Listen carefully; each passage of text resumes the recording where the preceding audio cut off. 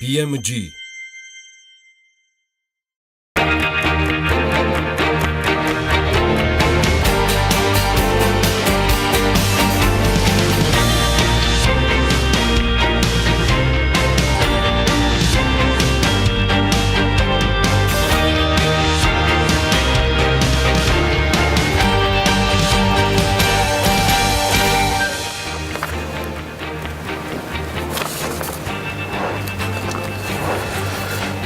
დილა მშვიდობის დღეს 12 აპრილია მოგესალმებით ყველას მე გიორგი ისაკაძე ვარ წარმოგიდგენთ ჩვენ საქმიან დილას რომელსაც ტელეპიროზე უყურებთ მას თქვენთვის BMG-ს ბიზნეს მედია საქართველოს გუნდი ამზადებს ყველა წარმატებულ დღეს გისურვებთ არაქიას და იღბლიანს თუ იცოდით რომ სოფლიოში არსებობს ბედნიერების კვლევის სამეცნიერო ინსტიტუტი.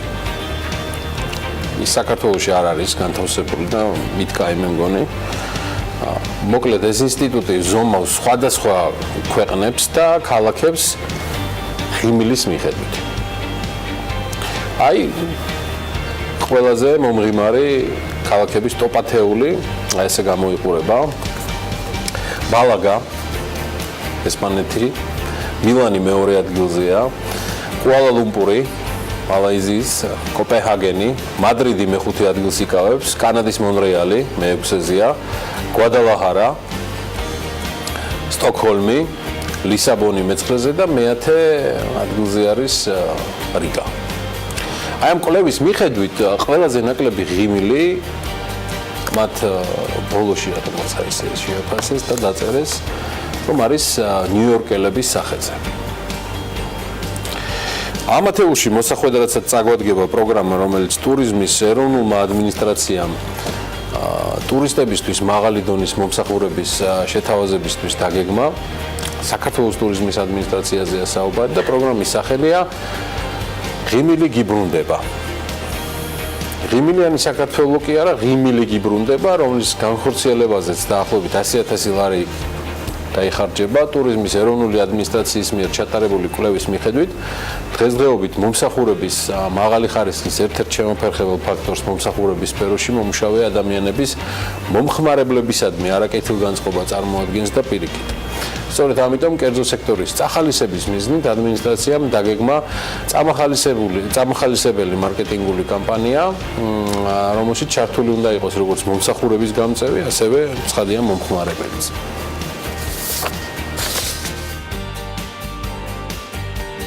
პროექტის მიზანი გახლავთ ერთის მხრივ რომ ჩვენ პოპულარიზაცია გავუკეთოთ იმ პროფესიებს, რომელიც ტურისტთან პირდაპირ კავშირშია და ამავდროულად შევცვალოთ მიდგომა თუნდაც ამ ადამიანების შრომასთან მიმართებაში, რამე თუ ისინი მნიშვნელოვან როლს თამაშობენ საქართველოში ტურიზმის განვითარების მიმართულებით, შესაბამისად ჩვენი ქვეყნის ეკონომიკის გაჯანსაღებისათვის. სწორედ ეს მცირე კამპანია, რომელიც ეძღვნება ამ პროფესიების პოპულარიზაციას და თვითონ საზოგადოების მიდგომის შეცვლას ამ ადამიანების შრომასთან მიმართებაში. აი ამ კვლევაში სულ დასაწყისში რომ მოგახსენეთ, საპატიო ათეულში თუ გახსოვთ, მეხუთე ადგილზე კანადის მონრეალი მოხვდა, სადაც სწორედ მონრეალის ბიზნეს ცენტრში, როედებლურის ქუჩაზე, ახალი 4 ვარსკვლავიანი სასტუმრო მონვილი გაიხსნა, სადაც მომუშავე პერსონალი რობოტებმა ჩაანაცვლეს და დამსვენებლებისათვის თანამედროვე ინტეგრირებული ტექნოლოგიური ინოვაციებია ხელმისაწვდომი.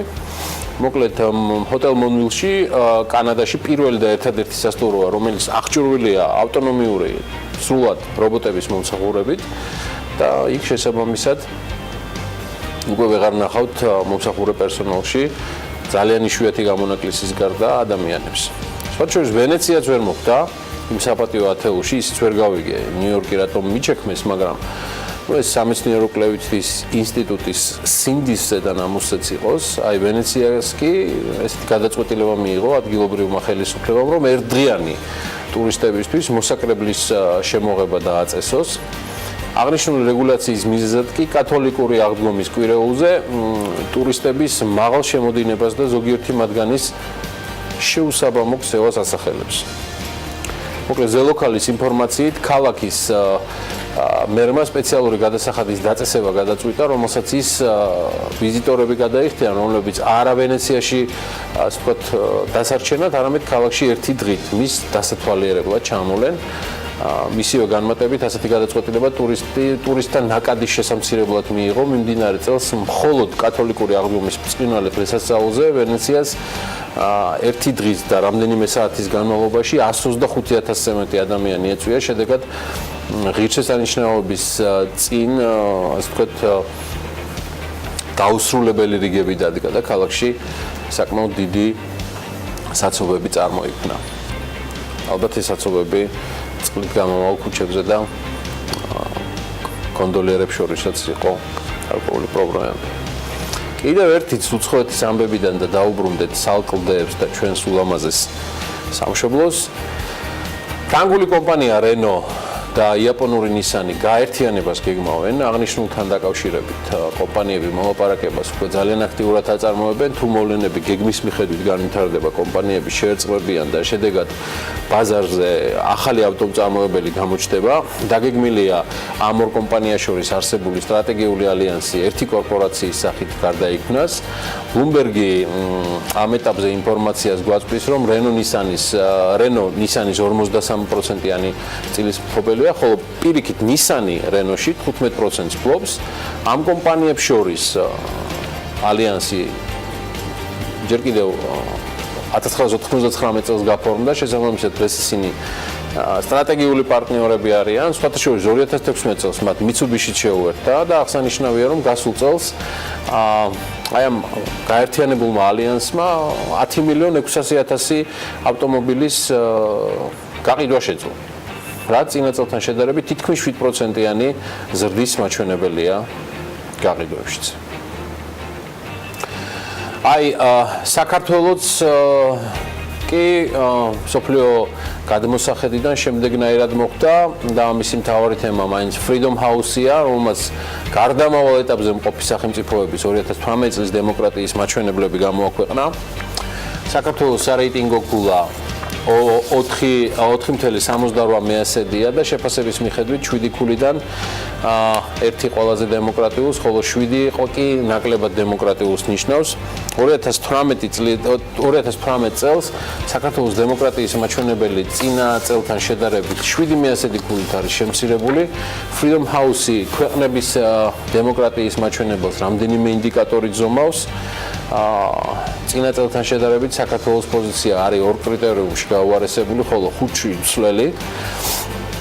საქართველოს პოზიციები სხვადასხვა კრიტერიუმებით განსხვავებულია და ამ ჩამონათვალის წარდგენაში უკვე ანა ლაპიაშვილი დამეხმარება, თან საზოგადოებრივი პოლიტიკური თემები გონია, რომ პერიოდულად ენატრება ხოლმე. დილამშვიდობის ანა. დილამშვიდობის დილიდან. ამის უფლებას გიტოვებ, მივესალმებით ჩვენს მაყურებელს. მაშინ როცა ჯამში საქართველოს სარეიტინგო ქულა 4.78-ია, ყველაზე მაღალ შეფასებას ვიღებთ დემოკრატიული მართლობის კრიტერიუმში და ეს 5.9-არია. საარჩევნო პროცესები 4.9 ქულით არის შეფასებული. სამოქალაქო საზოგადოება კი 3.75-ით. დამოუკიდებელი მედია 4.25-ით. გასულ წელთან შედარებით ამ კრიტერიუმში საქართველოს პოზიცია მეოთხედი ქულით გაუარესდა. დემოკრატია ადგილობრივ მართლობაში 5.25 ქულით არის წარმოდგენილი. სასამართლო სისტემა და დამოუკიდებლობა 5 ქულით, აქაც გაუარესება გვაქვს. საქართველოს პოზიცია აქაც ქულის მეოთხედით არის გაუარესებული.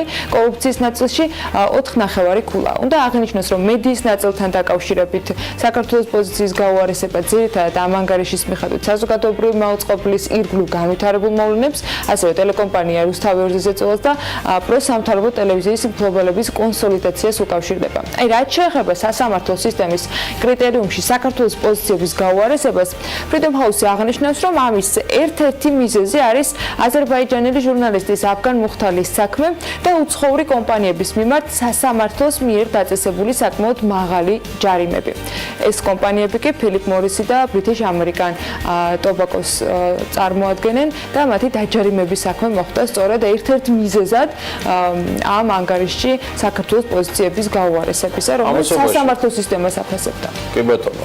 და ამასობაში კი რუსეთის სახელმწიფო კომპანია გაზპრომ მედიის შვილობილი NTV+-ი საქართველოს ტელებაზარზე ჩემოდის, გეოგრაფიული ექსპანსია ჩვენს სტრატეგიულ პრიორიტეტს წარმოადგენს, ასე აცხადებს რუსული ტელეოპერატორის გენერალური დირექტორი მიხეილ ძიომინი. მისი თქმით ეს არ არის მხოლოდ ბიზნეს პროექტი, უფრო მეტიც ქართულ ბაზარზე შემოსვლას კომპანია ერთგვარი სოციალური მისიით ხსნის.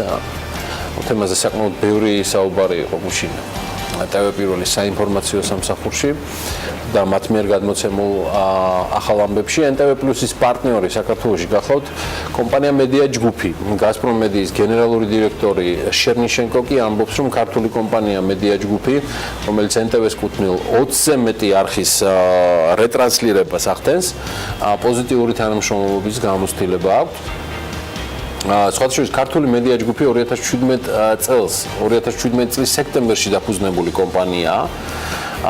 მის 50%-ს დავით ნაკაშიძე ფლობს, 50%-ის მფლობელი გულნარა ხეჩოშვილი გახლავთ და კომუნიკაციების მარეგულირებელმა კომისიამ ნედგაზეთს წერილობით აცნობა, რომ NTV+-მა საქართველოს კანონმდებლობის შესაბამისად რეგისტრაცია 2 წლის წინ გაიარა, ანუ 2016 წლის 12 სექტემბერს და ავტორიზაციაც მიიღო. მარეგულირების განცხადებით პროცედურულად დაინტერესებული პირი აცდებს განაცხადს და თუ კანონით გათვალისწინებულ ყველა დოკუმენტს წარმოადგენს, ცხადია ის ავტომატურად იღებს ავტორიზაციას. აი, რაც შეეხება NTV+-ის საქართველოში შემოსვლის საკითხს, რომელიც დღეს გახდა ცნობილი, ანუ უბრალოდ გუშინ იმისთვის, რომ კომპანია ქართულ ბაზარზე შემოვიდეს, მხოლოდ ავტორიზაციის გავლა საკმარისი არ გახავთ და ამისთვის მან სამეწარმოო რეესტრშიც უნდა გაიაროს რეგისტრაცია და დამადასტურებელი მოწმობა კი ცხადია წარადგინოს საქართველოს კომუნიკაციების ეროვნულ კომისიაში, ეს სამონარიდი მარეგულირებელი კომისიის განმარტებიდან. სხვა შორის გუშინ საღამოს ამ კომპანიამაც, ანუ მედია ჯგუფმა გაავრცელა რელიზი, მათ შორის ეს ყველაფერი გამოუგზავნა BMG-საც და ისინი აცხადებენ, რომ ამ დრომდე ბაზარზე არალეგალური ტრანზიტის პრობლემა კვლავ აქტუალურია. არალეგალური სერვისებით ქვეყანაში 300,000-ზე მეტი მომხმარებელი სარგებლობს, შედეგად თვეში საშუალოდ $1.5 მილიონ საქართველოდან გაედინება ყოველგვარი აღრიცხვის და რეგულაციის გარეშე. მედია ჯგუფი აცხადებს, რომ მიზანია სწორედ მოხდეს ბაზრის გაჯანსაღება და თითოეულმა აბონენტმა მიიღოს ლეგალური სერვისი, რის შემდეგადაც მომხმარებლებისგან მიღებული შემოსავალი დარჩება საქართველოში. შესაბამისად, სრულად მიუღებლად მიაჩნია მედია ჯგუფს ამ თემების პოლიტიკურ ჭრილში განხილვა და მოცემული საკითხებით აპელირება. ყველაფერი დანარჩენისთვის და სრული განცხადება მათი ცხადია იხილეთ BMG-ზე. ამასობაში კი რუსეთის მცენარეთა დაცვის სპეციალისტები საქართველოში ვიზიტის პარკლებში აზიური ფაროსანას გავრცელებასთან დაკავშირებით ვითარებას და დაგეგმილ ღონისძიებების შესახებ ინფორმაციას ეცნობიან. თემას და ინფორმაციას რუსეთის ეროვნული სააგენტო ავრცელებს. მავნებელთან ბრძოლის პროცესში ქართველი სპეციალისტები აქტიურად თანამშრომლობენ ყველა იმ ქვეყნის სპეციალისტთან, მათ შორის რუსეთის ფედერაციასთან, სადაც აზიური ფაროსანა გამოწვევა. არსებული გამოცდილების გაზიარება და კოორდინირებული მუშაობა მავნებლის პოპულაციასა და აგრარული დარგისთვის მიყენებული ზიანის მაქსიმალურად შემცირებაში დაგვეხმარება, განმარტავენ რუსეთის ეროვნულ სააგენტოში. თემა უმნიშვნელოვანესია, მით უმეტეს უკავშირდება სამსახურს, რომელიც ვთქვათ ავანგარდში იყო საქართველოსთვის პოლიტიკური და ეკონომიკური ემბარგოს გამოცხადებაზე. როსკოლნadzgorზეა საუბარი ონიშენკოს ხელმძღვანელობით თავის დროზე 2007 წელს. სწორედ ამიტომ ვეცადეთ რუსეთის ეროვნული უსაფრთხოების სამსახურის წარმომადგენლებისგან უფრო მეტი ინფორმაცია მიგვიღოთ, თუმცა გადაცემაში მონაწილეობა სააგენტოს წარმომადგენლებმა ამ ჯერზე არ ისურვეს. რა გაიწყობა? ჯერი მცნობებით ვიხემძღვანელებთ, რომელიც პრეს-რელიზებში ხდება და ანჩენი უკვე მერე ვნახოთ ინფორმაციას BMG-ს გულშემატკივრებს არც ერთი მიმართულებით ცხადია არ მოაკლია. ამასობაში სარეიტინგო კომპანიამ და სააგენტომ ფიჩმა საპარტნიორო ფონდის სარეიტინგო პროგნოზი სტაბილურიდან პოზიტიურზე შეცვალა. ფონდი გრძელვადიანი ადგილობრივი და უცხოური ვალუტის რეიტინგი BB-ა, მოკლევადიანი ადგილობრივი ვალუტის კი B. ფონდის რეიტინგი გათანაბრებულია ამ შემთხვევაში სახელმწიფოს რეიტინგთან. მოგეხსენებათ, რომ სააგენტომ საქართველოს რეიტინგი პროგნოზი სტაბილურიდან პოზიტიური შეცვალა და სარეიტინგო სააგენტომ ქვეყნის გრძელვადიანი უცხოური ვალუტის რეიტინგი BB დონეზე განსაზღვრა. მამუკა ბახტაძე კი ამასობაში საქართველოს ფინანსთა მინისტრი არ სჯერდება მხოლოდ აქტიურობას სოციალურ ქსელში და Reuters ამბობს, რომ შესაძლოა ეკონომიკური ზრდის პროგნოზი გაიზარდოს, რომელიც ამჯერად 4.5%-ში ადგენს დაგეგმილი. ამის მიზეზად ინვესტიციების და ექსპორტის გაზრდილ მაჩვენებლებს ასახელებს. ბახტაძე საერთაშორისო სააგენტოსთან ასევე ანონსებს ორ თემას, რომ იმდინარე წელს ტურიზმიდან $3 მილიარდამდე შემოსავალს და მომავალ წელს კი 10 წლიანი ევრობონდების რეფინანსირების თემასაც განიხილავენ. თუმცა ახალი ბონდების გამოშვება არც მიმდინარე და არც მომდევნო წელს არ იგეგმება. ამასობაში საქართველოს სტატისტიკის ეროვნული სამსახურის 2017 წლის მონაცემებით კი პროფესიულ უმაღლეს სასწავლებლებში ჩარიცხული სტუდენტების განაწილება სპეციალობების მიხედვით შემდეგია. მოდი ჯერ ვნახოთ ანა რა ტიპის სასწავლებლებზეა საუბარი და შემდეგ უკვე შევხედოთ როგორ ნაწილდება ეს სპეციალობები. აქაც მზად ჩამონათვლები გვაქვს გიორგი პრინციპში ამ კითხვაზე საფოსხოთ. ინჟინერიაზე 5336 სტუდენტი აქტიურობს, როგორც აღმოჩნდა.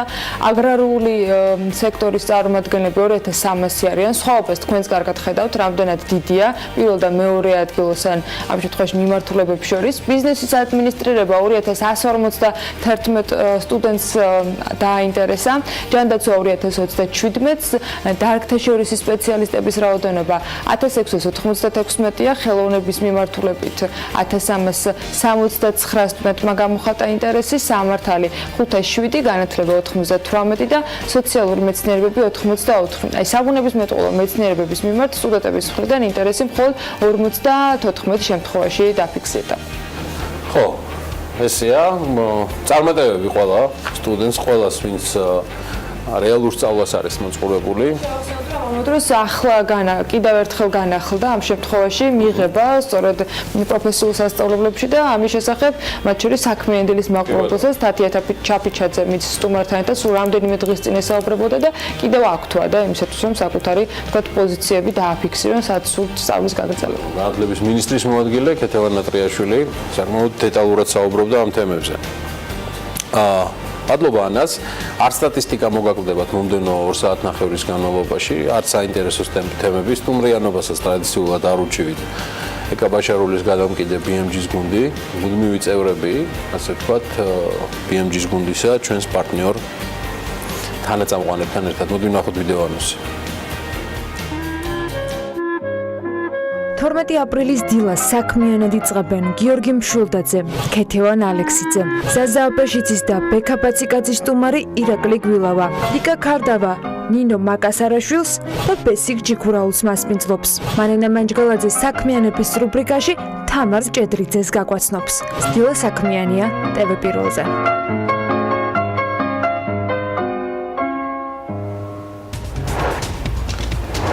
ინფრასტრუქტურის სამინისტროში საკადრო ცვლილებებია. პირველი მოადგილე ირაკლი ქარსელაძე ხდება და მისი კოლეგა კი ილია ბეგიაშვილი იქნება.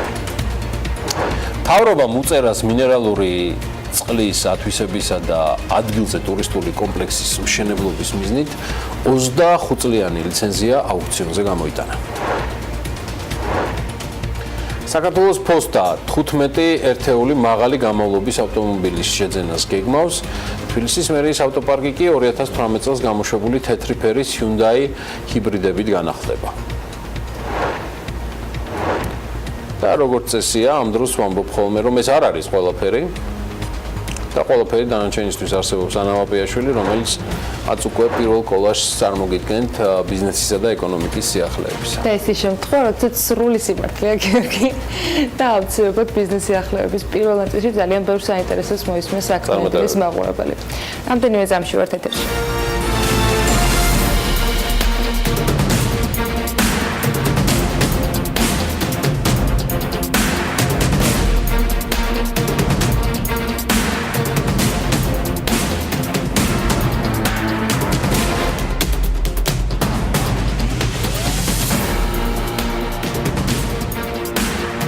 ინფრასტრუქტურის მინისტრის პირველი მოადგილის პოსტი ირაკლი ქარსელაძემ დაიკავა. ქარსელაძე ამავდროულად საგზაო დეპარტამენტის ხელმძღვანელის პოსტსაც იკავებს. აქამდე თანაინვესტირების ფონდის ტურიზმის განვითარების ფონდს ხელმძღვანელობდა. ასევე მინისტრის მოადგილედ ილია ბიგიაშვილი დაინიშნა. 2014 წლიდან ბიგიაშვილი საქართველოს მთავრობის კანცელარიაში ადმინისტრაციულ დეპარტამენტს ხელმძღვანელობდა. 2014-მდე კი ის ბიზნეს სექტორში იყო დასაქმებული. თბილისში ისრაელის საქართველოს ბიზნეს ფორუმი გაიმართება. კახაკალაძის ვიზიტისას მიიღეს ეს გადაწყვეტილება. თბილისის მერი იერუსალიმში ოფიციალური ვიზიტით არის ჩასული, სადაც შეხვედრა ადგილობრივ კოლეგასთან გამართა. მხარეებმა მერის პრესსამსახურის ინფორმაციით ტურიზმის სექტორში თანამშრომლობის საკითხებზე ისაუბრეს. განსაკუთრებული ყურადღება კი ეკონომიკური და ბიზნეს ურთიერთობების კუთხით არსებულ პოტენციალზე გაკეთდა. დაცულ ტერიტორიებზე უცხოელ ვიზიტორთა რაოდენობა იზრდება. 2018 წლის პირველი კვარტალის მონაცემებით წინა წელთან შედარებით საქართველოს დაცულ ტერიტორიებზე ვიზიტორთა რაოდენობა 39%-ით არის გაზრდილი და 5490 შეადგინა. ვიზიტორთა შორის 56% ქართველია, 44% კი უცხოელი. ქართველი ვიზიტორების რაოდენობის ზრდა 16%-ია, ხოლო უცხოური ვიზიტორებისა 88%-იანი. საერთაშორისო ვიზიტორებიდან დაცულ ტერიტორიებს ყველაზე მეტი ვიზიტორი გერმანიიდან, ისრაელიდან, გაერთიანებული საამიროებიდან, ინდოეთიდან და რუსეთიდან სტუმრობდა. აჭარის ტურიზმის დეპარტამენტმა მინსკის საერთაშორისო ტურისტულ გამოფენაში ლეშარ 2018-ში მიიღო მონაწილეობა. ქვეყნისა და რეგიონის შესახებ ვიზიტორებს ინფორმაციის მიღება 4 დღის განმავლობაში შეეძლოთ. ამ გამოფენის ფარგლებში დეპარტამენტის წარმომადგენლებმა შეხვედრები ბელარუსიის ტურიზმის სამინისტროს, ტურისტული და სარეკლამო კომპანიების წარმომადგენლებთან გამართეს. ტურისტების რაოდენობა ბელარუსიდან 2017 წელს 48000 შეადგინა, რაც 2016-თან შედარებით 29%-ით მეტია. აჭარის ტურიზმის დეპარტამენტთან ერთად საქართველოს ტურიზმის ეროვნული ადმინისტრაცია და ტურისტული სააგენტოები იყვნენ ასევე გამოფენაზე წარმოდგენილები. მთავრობამ უწერას მინერალური წყლის ათვისების და ადგილზე ტურისტული კომპლექსის მშენებლობის მიზნით 25 წლიანი ლიცენზია აუქციონზე გამოიტანა. ამ ლიცენზიის საწყისი ფასი 1,128,890 ლარია. ბიჯი 113,899 ლარს შეადგენს. თუმცა ინვესტორს კიდევ სხვა პირობების დაკმაყოფილებაც მოუწევს. 5 წლის ვადაში სასარგებლო წიაღისეულის რესურსი უნდა შეისწავლოს, 7 წლიან პერიოდში არანაკლებ 5 მილიონი დოლარის ინვესტიცია განახორციელოს და წიაღისეულის მოპოვების პროცესში არანაკლებ 50 სამუშაო ადგილი შექმნას. კიდევ ერთი პირობა ონის მუნიციპალიტეტში არანაკლებ 50 ადგილიანი ტურისტულ გამონჯალსაღებელი კომპლექსის მშენებლობა. ინვესტორმა ჭაბურღილების მოვლა პატრონობა უნდა განახორციელოს და ასევე უნდა აღიკვეთოს წყლის არამიზნობრივი დაღვრა. ფიფია სახელობის სახალხო კლინიკური საავადმყოფო სახელმწიფოს 100%-იანი წილით პირობიან ელექტრონულ აუქციონზე 430,000 ლარად გაიყიდა. აუქციონის პირობის მიხედვით მყიდველი ვალდებულია საწარმოს კუთვნილ უძრავ ქონებაზე სულ მცირე 10 წლის განმავლობაში სამედიცინო პროფილით ფუნქციონირება უზრუნველყოს და კლინიკაში ამჟამად დასაქმებული პერსონალის არანაკლებ 80%-თან შეინარჩუნოს შრომითი ხელშეკრულებები. საქართველოს პოსტა მაღალი განმავლობის ავტომობილის შეძენას გეგმავს, რისთვისაც 400,000 ლარამდეა გათვალისწინებული. სატენდერო მოთხოვნების მიხედვით ავტომანქანები 1-3-დან 1-7 ძრავის მოცულობით უნდა იყოს და 8-10 ლიტრ საწვავს მოიხმარდეს. აუცილებელია ასევე მექანიკურ გადაცემათა კოლოფი. დაინტერესებულ კომპანიებს კი წინადადებების წარდგენა 23 აპრილამდე შეეძლებათ. წარმატებით შესრულდა სამაგიეროდ უკვე თბილისის მერის მიერ გამოცხადებული ტენდერი. მერის ავტოპარკი 2018 წელს გამოშვებული ჰიბრიდის ტიპის ოღონდ ჰუნდაის წარმოებული მანქანებით განახლდება. მოწოდებული ჰუნდაი ავტო საქართველოა, მასთან ხელშეკრულების გაფორმების პროცედურა ახლა მიმდინარეობს. კონტრაქტის ღირებულებამ თითქმის 1,5 ლარი შეადგინა, დაახლოებით 1,488,450 ლარი, რაც იმას ნიშნავს, რომ ერთი ავტომობილის ღირებულება 49,615 ლარს უტოლდება. უკვე გათვალისწინებულია მთავრობის დადგენილება ამ შემთხვევაში, რომ ახალი ავტომობილები თბილისის მერიას ექნება თეთრი ფერის. თბილისის მასშტაბით ფეხით მოსიარულეთა ეგრეთ წოდებული ზებრა გადასასვლელები ახალი ლედ ნათურებით განათდება, რისთვისაც დედაქალაქის ბიუჯეტიდან 286,000 ლარი გამოიყო. ტექნიკური პარამეტრების მიხედვით ლედ სანათები სპეციალურ საყრდენზე დამონტაჟდება და მას 7 პოზიცია ექნება. მინიმალური საგარანტიო ვადა 5 წელია. თბილისის მერმა ქვეითთა უფლებების დაცვაზე რამდენიმე კვირის წინ ისაუბრა და ევროპული სტანდარტების შესაბამისი გადასასვლელების მოწყობა გადაწყდა, რის შემდეგაც სწორედ ასეთი გადაწყვეტილებაა დედაქალაქის მერიაში მიღებული. პორტუგალიის მიერ გამომუშავებული ელექტროენერგია კი მარტში მთლიანად განახლებადი წყაროებისგან იყო გენერირებული. უფრო მეტიც წარმოებულმა ელექტროენერგიამ მოხმარებას 3.6%-ით გადააჭარბა. შედეგი საკმაოდ უჩვეულო აღმოჩნდა, რადგან 2015 წელს მაგალითად პორტუგალიამ ელექტროენერგიის მხოლოდ 1/2 მიიღო განახლებადი ენერგიების წყაროებისგან. სეზონურობის გარდა ამის მიზეზი ენერგოეფექტურობისადმი ყურადღების გაზრდა და განახლებადი წყაროების მატებას ახელდება. მარტში ნალექების მაქსიმალური რაოდენობა დაფიქსირდა, რამაც ჰიდროპოტენციალი გაზარდა კიდეც. მოკლედ, ქარის ტურბინების რაოდენობამ ისტორიულ მაქსიმუმს მიაღწია უკვე ქვეყანაში. წიაღისეულის საწვავის მოხმარების შემცირების შედეგად კი ნახშირორჟანგის ემისია 1,800,000 ტონით არის შემცირებული. ამავე დროს შემცირდა მისი ფასიც.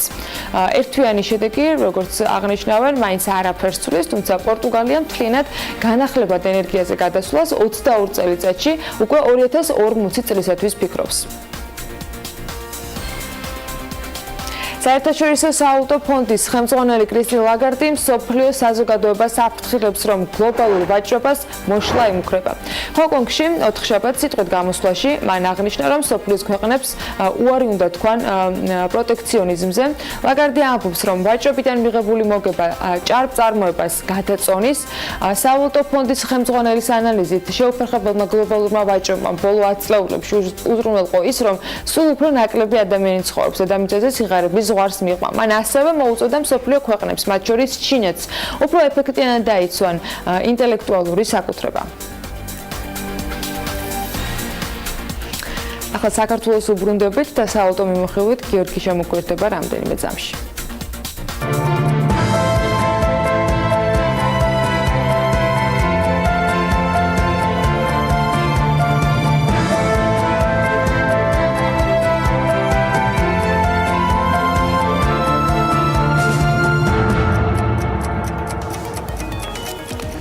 გუშინდელი ვაჭრობის შედეგად დოლარი გაუფასურდა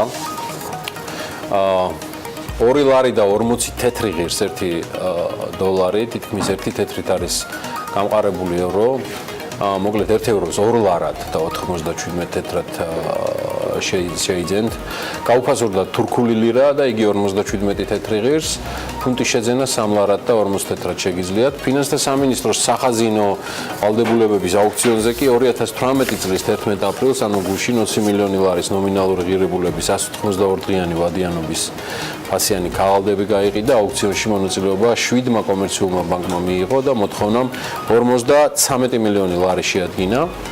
გუშინვე აუქციონზე 40 მილიონი ლარის ნომინალური ღირებულების 2 წლიანი ვადიანობის ფასიანი ქაღალდებიც გაიყიდა. აუქციონში მონაწილეობა აქაც 4 ბანკმა მიიღო და მოთხოვნა ამ შემთხვევაში გახდათ 73 მილიონ 750,000 ლარი.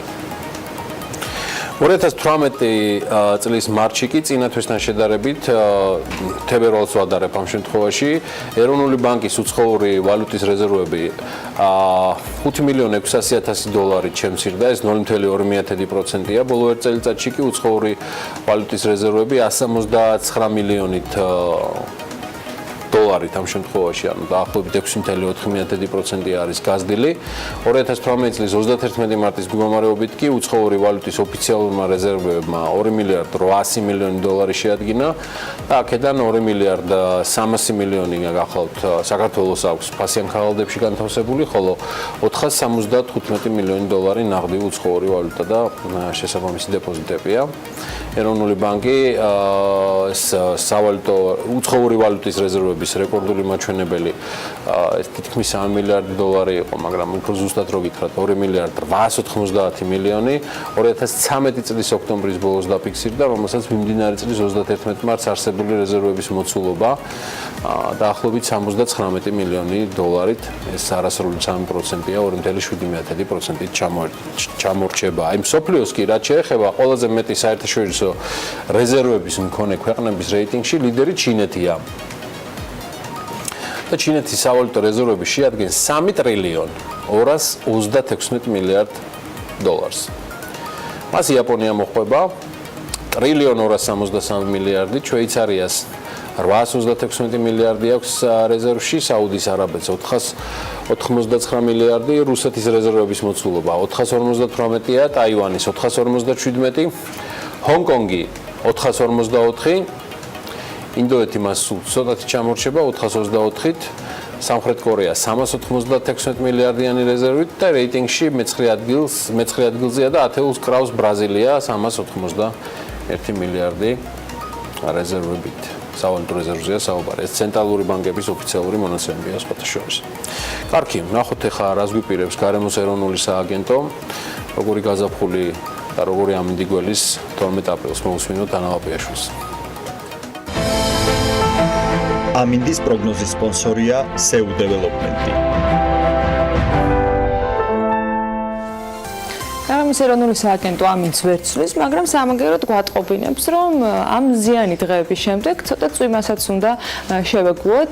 აპრილის ეს დღეები წვიმიანი იქნება, ამინდი საქართველოში დღეიდან განპირობებული იქნება შავი ზღვის ჩრდილო-დასავლეთიდან შემომავალი შედარებით გრილი და სამხრეთ რაიონებიდან გადმონაცვლებული თბილი ჰაერის მასების ურთიერთქმედებით. მოსალოდნელია დრო გამოშვებით ღრუბლიანობის მომატება, ზოგან ხანმოკლე წვიმა და ელჭექი, აღმოსავლეთ საქართველოში კი შესაძლოა იყოს სიტყვაც.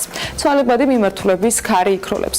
სოხუმში უნალექოდ ჩაევლის დღე და 21 გრადუსი იქნება. სამაგეროდ ბათუმში შესაძლებელია ხანმოკლე წვიმა იყოს ელჭექით და 20 გრადუსი იქნება მაქსიმალური ტემპერატურა. ასევე ელჭექს და ხანმოკლე წვიმას ველოდებით ქობულეთში 20 გრადუსთან ერთად, ფოთშიც ანალოგიურად, თუმცა აქ მაქსიმალური ტემპერატურა 22 გრადუსი დაფიქსირდება. ქუთაისშიც იქნება ხანმოკლე წვიმა, ოღონდ აქ 25 გრადუსი დაფიქსირდება და ზუგდიდში უნალექო დღე და 24 გრადუსია მოსალოდნელი. ოზურგეთში შესაძლოა იყოს წვიმათან ელჭექით და 24 გრადუსი. ონში კი 20 გრადუსი დაფიქსირდება და აქაც ხანმოკლე წვიმას ველით. გორში დღის მეორე ნახევრიდან ხანმოკლე წვიმა ელჭექით არის ნავარაუდები და მაქსიმალური ტემპერატურა იქნება 24 გრადუსი. ცხინვალში ჰაერი გათბება 23 გრადუსამდე, დღის მეორე ნახევარში შესაძლოა იყოს მცირე წვიმათან აქაც ელჭექით, მარნეულში კი მაქსიმალური ტემპერატურა იქნება 25 გრადუსი და აქაც უკვე საღამოსკენ წვიმას და ელჭექს ველოდებით. რუსთავშიც ხანმოკლე წვიმა იქნება დღის მეორე ნახევარში და 25 გრადუსი. ახალციხეში კი დღის განმავლობაში მაქსიმუმ 22 გრადუსამდე გათბება ჰაერი. ბორჯომში 21 გრადუსი იქნება, აქაც იწვიმებს თან ელჭექის ფონზე. ბაკურიანში 16 გრადუსი იქნება მცირე წვიმით. ახალქალაქში ასევე ხანმოკლე წვიმა მოსალოდნელი და 17 გრადუსი და სტეფანწმინდაში 14 გრადუსი, მაგრამ უმეტესად უნალექოდ ჩაევლის დღე. თელავში დღის მეორე ნახევრიდან შესაძლოა იყოს ხანმოკლე წვიმა თან ელჭექის ფონზე და მაქსიმალური ტემპერატურა იქნება 24 გრადუსი. თბილისს რაც შეეხება დრო გამოშვებით ღრუბლიანობა დღეს მოიმატებს დედაქალაქში. დღის მეორე ნახევრიდან შესაძლოა ხანმოკლე წვიმა იყოს ელჭექით დაახლოებით 4-5 საათისათვის. იქროლებს ქარი 8-13 მეტრი წამში. ჰაერის მაქსიმალური ტემპერატურა სამაგიეროდ დღის პირველ ნახევარში 25 გრადუსამდე აიწევს, თუმცა დღეს საღამოს დაწყებული მცირე ნალექი შეგვიძლია ვთქვათ, რომ მომდევნო 3 დღის განმავლობაში იქნება გაგრძელებული და პარასკევი და შაბათ-კვირა იქნება მცირე წვიმით.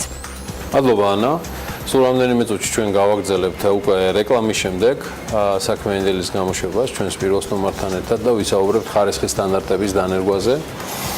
ძალიან საინტერესო გამოცდილებას გაგვიზიარებს კომპანია თეგეტა მოტორსი. მოგლეთ დაგველოდეთ სულ მალე ვიწყებთ მასპინძლობას საქმიანი დილის ეთერში.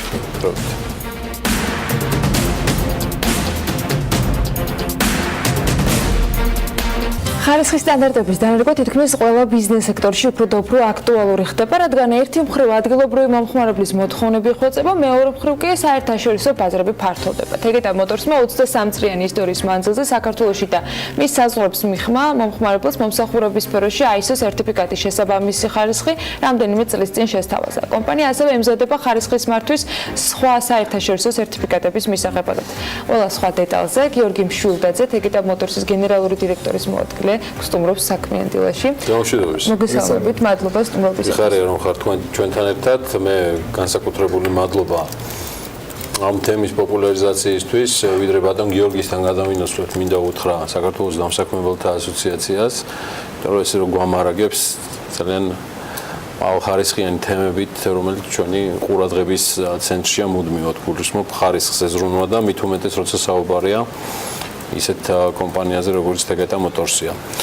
როგორ ბრძანდებით, როგორ ხდება კომპანიაში, ჯერ ამით დავიწყოთ, ვიცი რომ ბევრი სიახლეები გაქვთ, სანამ ISO-ზე გადავინაცვლებთ, იმიტომ რომ ეს ისეთი გამოცდილებაა, ბატონ გიორგი, რომელიც გასაზიარებელია ალბათ ყველა კომპანიისთვის, რომელსაც შეიძლება არ ქონდეს ისეთი პორტფოლიო 23 წლიანი, როგორც თქვენ გაქვთ.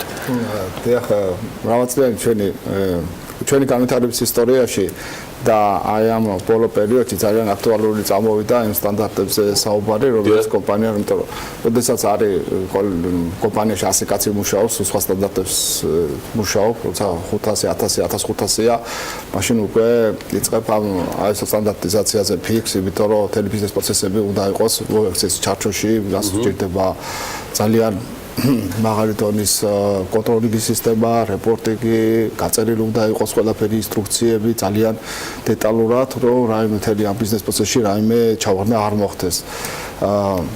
და ჩვენ ძალიან ყურადღებით უყურებთ, როგორც ის აუდიტს, ესე იგი ყოველწლიურად, რომ შემოწმდეს ესეთი ყველაფერი და შიდა და გავარე აუდიტიც ძალიან მაღალ დონეზე გვაქვს დაყენებული, რომ ეს ბიზნეს პროცესები რაც არის ISO სტანდარტით გაწერილი ჩვენ კომპანიაში იყოს კომპანიაში გულისხმობთ საქართველოს მასშტაბით თუ იმ რეგიონში თქვენი ფილიალების მასშტაბით, რომელიც თქვა ჩვენ სამეზობლოში აქვს თეგეტა მოტორს, ანუ მთლიანად მოიცავს ეს ISO სტანდარტი თეგეტა მოტორსის ყველა რეგიონულ თუ ჩვენი შვილობილი კომპანიები მაგალითად თეგეტა ტრაკეტბასი ცალკე აიღო ISO სტანდარტი, თეგეტა მოტორსმა ცალკე აიღო, იმიტომ მისი ბიზნეს პროცესები განსხვავებულია. ჩვენ ამუშავებთ რა და გვაქვს უკვე ვიცით როგორ მუშაობთ, რა თქმა უნდა, თორსა ჩვენ ვითარდებით თქვა რეგიონში, ამიერკავკასიის, თქვა აზერბაიჯანში, ან სხვა რესპუბლიკაში, ამ ჩვენ სტანდარტებს იქაც ვნერგავთ. რაც შეეხება ჩვენი შვილობილი კომპანიები, ისინი ცალ-ცალკე გადიან კიდე სერტიფიცირებას, იმიტომ რომ იმათი ბიზნეს პროცესები განსხვავებულია ჰოლდინგის თეგეტა მოტორსის ჰოლდინგის. რამდენიმე წლის წინ მიიღეთ ეს სერტიფიკატი, თუმცა იქავე თითქმის 2000 ხო, იქავე საკმაოდ დიდი იყო ისტორია მაინც კომპანიის, ანუ 23 წლის არის და რაღაცა პერიოდი უკვე გავლილი ჰქონდა. რამდენად მასშტაბურად მოგიწიათ გადაწყობა იმისათვის, რომ სერტიფიკატი მიიღოთ? 10 წელი, როცა 2007 წლიდან მოყოლებული არის ეს ISO, თეგეტასთვის რა შეცვალა მან თეგეტა მოტორსისთვის? თავიდან უფრო ასე თქვა ლაითი იყო, მდგომაც იყო, დაგვეხმარენ, იმიტომ თავიდან ბევრი რამე ასაწყობი იყო, გასაკეთებელი იყო, მე მახსოვს პირველი დღიდან ჩართული ვარ და რა თქმა უნდა ზოგიერთი რაღაცა უცხო იყო ჩვენთვის და მე უკვე ყოველ 3 წელიწადში მთლიანად ახალ სერტიფიკატს იღებ და ყოველწლიურად გადიხარ აუდიტს. და შესაბამისად ამას ნებადელა ხვეწავ. უკვე დღევანდელი სტანდარტი და თუნდაც 2008 წლის სტანდარტები მოთხოვნები და ესენი განსხვავებულია. დღეს უფრო ჩვენ მაღალ ასე თქვა დონეზე ვართ და ამ კუთხით და განვითარდით და წეს უკვე განაცხადი გავაკეთეთ ორ დამატების სტანდარტი გვინდა ავიღოთ, ესაა შრომის უსაფრთხოების კუთხით და მეორეა გარემოს დაცვაზე ზემოქმედების რა განასხვავებს თქვენთვის მის დანერგვის ნაწილში ამ სტანდარტებს და შესაბამისად მომხმარებლისთვის მიიღებულ ბენეფიტებს რა ემატება თუ და როცა ამ ახალ სტანდარტებს მიიღებთ? აი მაგალითად რატო გადაწყვეტეთ შრომის უსაფრთხოება, ესე ვთქვათ, ჩვენთვის მნიშვნელოვანია სერვისში მომხმარებელს ვესახურებით და როგორც პასუხისმგებლობა გვაქვს, როგორც ჩვენი თანამშრომლების მიმართ შრომის უსაფრთხოება იყოს მაღალ დონეზე და ასევე მოხმარებისიდან, იმიტომ რომ ჩვენ ვაკეთებთ მისთვის ავტომობილებს, ეს ავტომობილი არის ისეთი, ის რომ მათ ხარისხი უნდა იყოს ძალიან მაღალი და თუ უხარისხოდ გაკეთდება რა ეს ხო შეიძლება რაღაც სხვებთან იყოს დაკავშირებული ან რაღაც ცუდ ფაქტებთან შესაბამისად ჩვენთან უნდა იყოს ძალიან მაღალი ხარისხი მომსახურების აი ეს სტანდარტი კიდე გვეხმარება ამ სტანდარტების დაცვაში რაც შეეხება შრომის უსაფრთხოება ძალიან მნიშვნელოვანია როდესაც შენ კომპანიაში გააქვს აი ეს სტანდარტი შრომის უსაფრთხოების კუთხით ჩვენს პარტნიორებში ჩვენს მოხარებებთან კლიენტებთან აი ყველასთან ვართ როგორც საიმიჯო კუთხით ისე ძალიან მაღლები ის ორი ახალი ISO რაზეც მიდის მუშაობა ბატონ გიორგი ეს არ არის ის რაც ასე ვთქვათ ქართულ კომპანიებს აქვთ დანერგილებლად რომ ვთქვათ საქართველოში სრულიად სიახლე არის ის კონკრეტულად რა ვალდებულებებში შეგიყვანთ ერთის მხრივ და მეორეს მხრივ თეგეტა რითი იქნება წარმოდგარი თავისი მომხმარებლების და პარტნიორების წინაშე დაახლოებით ჩვენ სექტემბრისთვის ველოდებით რომ სამუშაოები დამთავრდება ჯერჯერობით ზუსტად ვიცით რომ ბევრი რაღაცის გადაწყობა მოგვიწევს ბევრი ბიუროკრატიის შექმნა ბევრი ზედმეტი კონტროლი სისტემა ეს კომპანიისთვის დანახარჯები იქნება მაგრამ ჩვენ მზად ვართ აი ეს დანახარჯები ყველაფერი ეს გავიღოთ იმიტომ რომ ჩვენთვის ჩვენი თანაშრომლის შრომის უსაფრთხოება კლიენტის წინაშე წარსდგეთ რომ ჩვენ ვართ ისეთი მაღალი სტანდარტის კომპანია რომელსაც აი სრულად როგორც მოხმარებელს ისე თანაშრომებს ეს ძალიან მნიშვნელოვანია ჩვენთვის საიმიჯოა ჩვენთვის ყველანაირად ასე თქვათ არც უცხოელების კუთხით დაახავენ რომ და უყურებენ რომ ჩვენ გარემოს დაცვაზე შრომის უსაფრთხოებაზე ისე ბიზნეს პროცესებში გააქვს ყველაზე მაღალი სერტიფიკატი ხარისხის.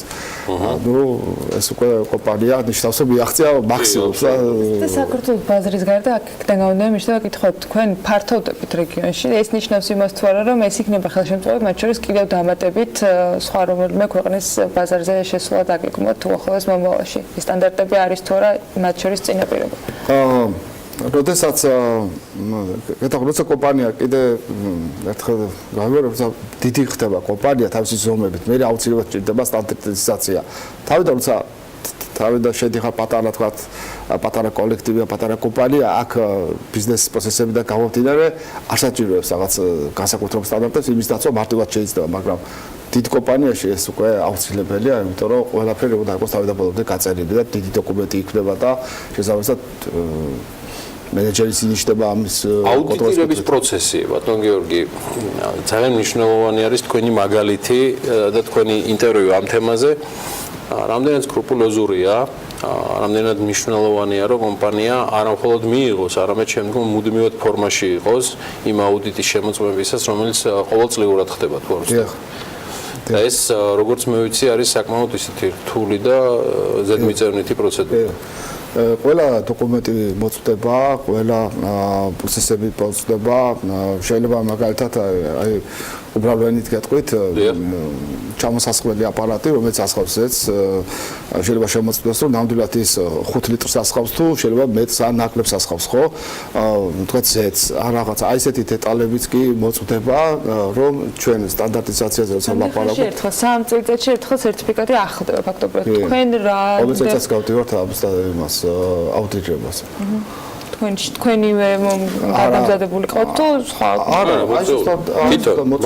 მათი ექსპერტები ჩამოდიან და შესაძლოა და ესე იგი გამოდის რომ თქვენ მას შემდეგ რაც წლის ბოლომდე კიდევ ვიმატებთ წინასწარი მონაცემებით 2 სერტიფიკატს ხო ასეა ესე გამოდის რომ წელიწადში 3-ჯერ დიახ თუ იქნება საშუალება ბატონ გიორგი რომ მათ გააერთიანონ და რაღაცა ერთი ჯგუფი ჩამარა ეს ხო სხვადასხვა სერტიფიკატებია რეალურად ჩვენ იმასთან პირველი ISO 9001-2015-დან დაკავშირებით აქ გამოცდილება და ვიცით მასთან მუშაობა 2008 წლიდან ამასთან დაკავშირებით ეხლა უკვე განაცხადი გვაქვს აკეთებული და დაიწყეთ მუშაობა და სექტემბერში და მე გვეცოდინება დეტალები ზუსტად რას უნდა მივაქციოთ ხო პროცედურებიდან გამომდინარე და მე ვთქვათ გაერთიანება შეიძლება არ შეიძლება თუ რაღაცა თვითონ გვეთქვიან ალბათ მე ამას რა ეს არის უზარმაზარი შრომა ენერგია და ხარჯის მაგრამ ეს ხარჯი დამერწმუნდეთ რომ ჩვენ ვიღებს და ჩვენ ვართ აი ნოვატორები და პირიქით მაგალითი მინდა მივცე სხვა კომპანიებსაც რომ შრომის უსაფრთხოებას, გარემოს დაცვას, ზოგადად მენეჯმენტის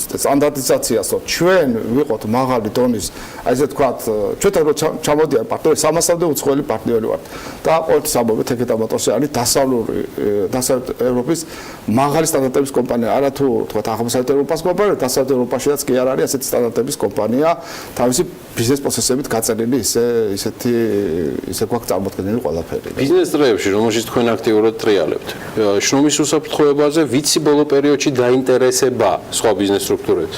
გარემოს დაცვაზე, ISO-ზე განაცხადით აქამდე მე არ გამიგია. ფლობთ ინფორმაციას, რომ რომელიმე ქართული კომპანია თუ ამ ნაწილშიც თეგეტა მოტორსი პირველია, ასე თქვა და ავანგარდშია.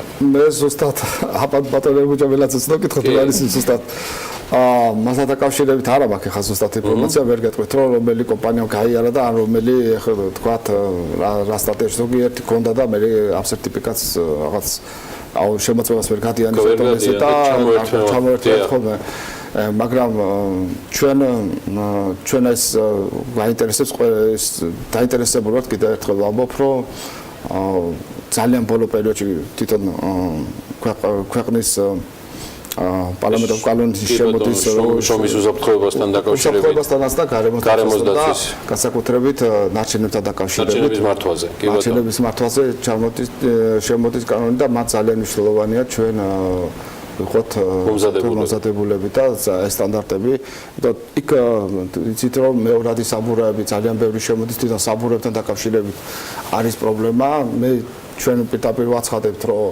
ჩვენ იმპორტირებული საბურავს თქვათ ამას ვიზულებთ, მაგრამ რატო შემოდის მეორადი საბურავი ის რომ უკვე გადასაგდებია და ამაზე ცოტა პრეტენზიები გვაქვს, იმიტომ რომ თუ ფიქრობთ გარემოს დაცვაზე და გვინდა რომ ჩვენ ნარჩენები, ანუ მეორადი საბურავი ვიზულებთ ის უტილიზაცია გამახორციელოთ, წავიღოთ, სპეციალურ ქაღალდს ჩავაბაროთ, ამიტომ შემოდის იმპორტირება ხდება მეორადი საბურავის და რაოდენობაში რომ ნახოთ ძალიან დიდი განსხვავება, თქვათ თუ 100,000 შემოდის მეორადი, ამიტომ 10-15,000 შემოდის ახალი, იმდენად არ განსხვავება, იმდენად დიდი მოცულობა შემოდის, ასე ვთქვათ, ნაგავი. და მე ამ კუთხით საკმაოდ ჩვენ დავდგებით ჩვენ პოზიციაზე, რომ ვიბრძოლებთ, რომ თუ ნარჩენების მართვაზე არის საუბარი, მაშინ რატო შემოდის მეორადი საბურავი და თანაც. იმიტომ რომ ლაპარაკობთ, რომ იმპორტიორის პასუხისგებლობა არის, წარმოებლის პასუხისგებლობა არის, თუ კი ამ პასუხისგებლობას იმუშავებით, თავიდანვე უშვებთ, რომ შემოდის მეორადი საბურავი ბაზარზე, რომელიც ვადაგასულია, დაშაშხულია და ასე თქვათ, უკვე მისი ექსპლუატაციაში ხარება არ შეიძლება და შემოგვაქვს ნაგავი. ეს რაღაც წინააღმდეგობაში მოდის და მე ვფიქრობ ამას მადლობა ამ თემისთვისაც. მივახციოთ ყურადღება ამ თემას. ერთი კუთხით ვფიქრობთ, რომ ეს ქახლები გავაკეთოთ, ჩავაბაროთ, ამ თუ შემოგვაქვს, რატო შემოგვაქვს მაშინ ეს საბურავი. გიორგი მშვილდაძესთან საუბარი რო დავიწყეთ, ავტოგრაფები არ გაგვიცვლია ერთმანეთში, მაგრამ იცის რომ ბევრი ჟურნალები გვიდევს აქ და თეგეტა მოტორსის საავტორო ჟურნალი მოგვიტანა, რომელსაც TM ავტოგრაფი ქვია. ძალიან საინტერესოა, ცხადია მას უფრო ძირითადად თეგეტა მოტორსის ფილიალებში ნახავთ. საინტერესო თემები არის მთლიანად ინდუსტრიაზე და ნუ ცხადია, ავანგარდშია თავად სიახლეები თეგეტა მოტორსთან დაკავშირებითაც. დიდი მადლობა, მე წარმატებები მინდა გისურვოთ. თეგეტა მოტორს პირადად თქვენ, ბატონ თემურ კოხოძეს და მთელ თქვენს გუნდს. ეს გიორგი მშვილდაძე გახდათ გენერალური დირექტორის მოადგილე თეგეტა მოტორსის. თეგეტამ დაანონსა აწლიანი გამოცდილების შემდეგ ახალი ISO სერტიფიკატების აღების პროცედურები, რომელსაც სექტემბერ-ოქტომბერში შემოდგომისთვის ელოდებიან მის დასრულებას. ISO სერტიფიკატები არ სჭირდება ამ შემთხვევაში მარკ ცუკერბერგს, რომელიც მეორე დღეა ამერიკის საკანონმდებლო უმაღლეს საკანონმდებლო ორგანოში სენატში არის კი ბატონო წარდგენილი სხვადასხვა თემებთან დაკავშირებით. გუშინაც საკმაოდ საინტერესო მე მგონი ყველა თემასთან დაკავშირებით ვინცაც კი ოდესმე Facebook-თან რამე გავფიქრებია საერთოდ. მოკლედ გუშინაც საკმაოდ საინტერესო დღე ჰქონდა მას და ამასთან დაკავშირებით BMG მიზრუნა და მორიგი სიუჟეტი მომზადა. მოდი ვნახოთ ლევან თაღიაშვილის სიუჟეტი მარკ ცუკერბერგის გამოკითხვაზე. 87 მილიონი ადამიანის პირადი მონაცემების უკანონო გავრცელება. ბრალდება საკმაოდ მძიმეა, მასშტაბები სერიოზული. ყველაზე ახალგაზრდა მილიარდერს გუშინ სენატორების წინაშე პასუხის გაცემა 4 საათის განმავლობაში მოუხდა. მოსმენა მარკ ცუკერბერგის ბოდიშით დაიწყო. მან აღნიშნა, რომ ის მართავს კომპანიას. ამიტომ ნებისმიერი ფაქტი მისი პასუხისგებლობაა და ამ ყველაფერს სრულიად აცნობიერებს. Facebook is an idealistic and optimistic company. დღეს Facebook-ი უამრავ ადამიანს აძლევს საშუალებას კონდეს კომუნიკაცია საყვარელ ადამიანებთან. მილიონობით წვრილი ბიზნესი იყენებს ჩვენ სოციალურ ქსელს იმისთვის, რომ შექმნა სამუშაო ადგილები და განვითარდეს. ჩვენმა წარმოეთ კამპანია Me Too და უამრავი სხვა გამომდინარე აქედან Facebook-ი არის მძლავრი იარაღი საიმისოდ, რომ დაუკავშირდე მთელს მსოფლიოს. მიუხედავად ამისა, არის საკითხები, რის პრევენციასაც ბოლომდე ვერ ვახორციელებთ, მაგალითად სიძულვილის ენაც, რომ ინფორმაცია სხვა ქვეყნის ჩარევა არჩევნებში და ასე შემდეგ. ჩვენ ვერ გავაცნობიერეთ ჩვენი პასუხისმგებლობის მასშტაბები და ეს იყო დიდი შეცდომა. ეს იყო პირადად ჩემი შეცდომა და მე ამის გამო ბოდიშს ვიხდი. მე დავაფუძნე Facebook-ი, მე ვმართავ მას და მე ვარ პასუხისმგებელი ყველაფერზე, რაც კომპანიაში ხდება. სენატორების კითხვები ძირითადად Facebook-ის მუშაობის პრინციპებს, პერსონალურ მონაცემთა გავრცელებასა და ყველაზე პოპულარული სოციალური ქსელის ჩარევას ეხებოდა ამერიკის საპრეზიდენტო არჩევნებში. ყველაზე კრიტიკული, არგუმენტირებული და ამავდროულად მარტივი კითხვა სენატორმა დურბინმა დასვა, რომლის ვიდეო ჩანაწერმაც შემდეგ მთელი სოციალური ქსელი მოიცვა. ბატონო ცუკერბერგ, იქნებით კომფორტულად თუ გვეტყვით რომელ სასტუმროში დარჩით წინაღამით.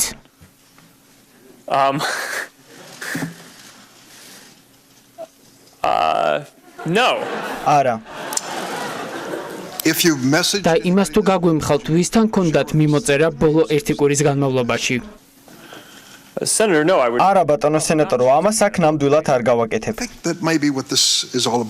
აი სწორედ ამაშია საქმე. თანამედროვე ამერიკაში თქვენ თვითონ აწესებთ თქვენი პერსონალური სივრცის საზღვრებს, იმას თუ რა დოზით უნდა გასცეთ თქვენი პერსონალური მონაცემები. მოსმენას კურიოზების გარეშე არ ჩაულია. სენატორი ორინ ჰეჩის კითხვას მთელს დარბაზში ღიმილი მოჰყვა და ნათლად გამოაჩინა თუ რამდენად დიდია განსხვავება ძველ და ახალ თაობას შორის.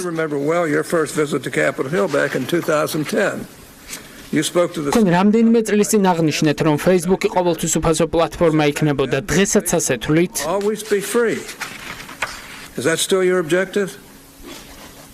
Senator, yes. დიახ სენატორო, Facebook-ი ყოველთვის უფასო იქნება. ჩვენი მისიაა დავაკავშიროთ ადამიანები მთელი მსოფლიოს მასშტაბით და ეს ყველაფერი იყოს ხელმისაწვდომი. We believe that we need to offer a service that everyone can afford. And we're committed to doing that. და ასეთ პირობებში როგორ აპირებთ გქონდეთ მდგრადი ბიზნეს მოდელი? Senator, we run ads. სენატორო, ჩვენ რეკლამები გვაქვს. I see. Yes, there are generally პრესაში გავრცელებული ინფორმაციის მიხედვით, სენატორების წინაშე გამართული საჯარო მოსმენა ევროპარლამენტარებისთვის საკმარისი არ აღმოჩნდა და შესაძლოა უახლოეს მომავალში მარკ ზუკერბერგს ევროპაში გამგზავრება მოუხდეს. მანამდე კი ფაქტია, რომ მოსმენის პერიოდში Facebook-ის აქციების ფასი 3 მილიარდი დოლარით გაიზარდა.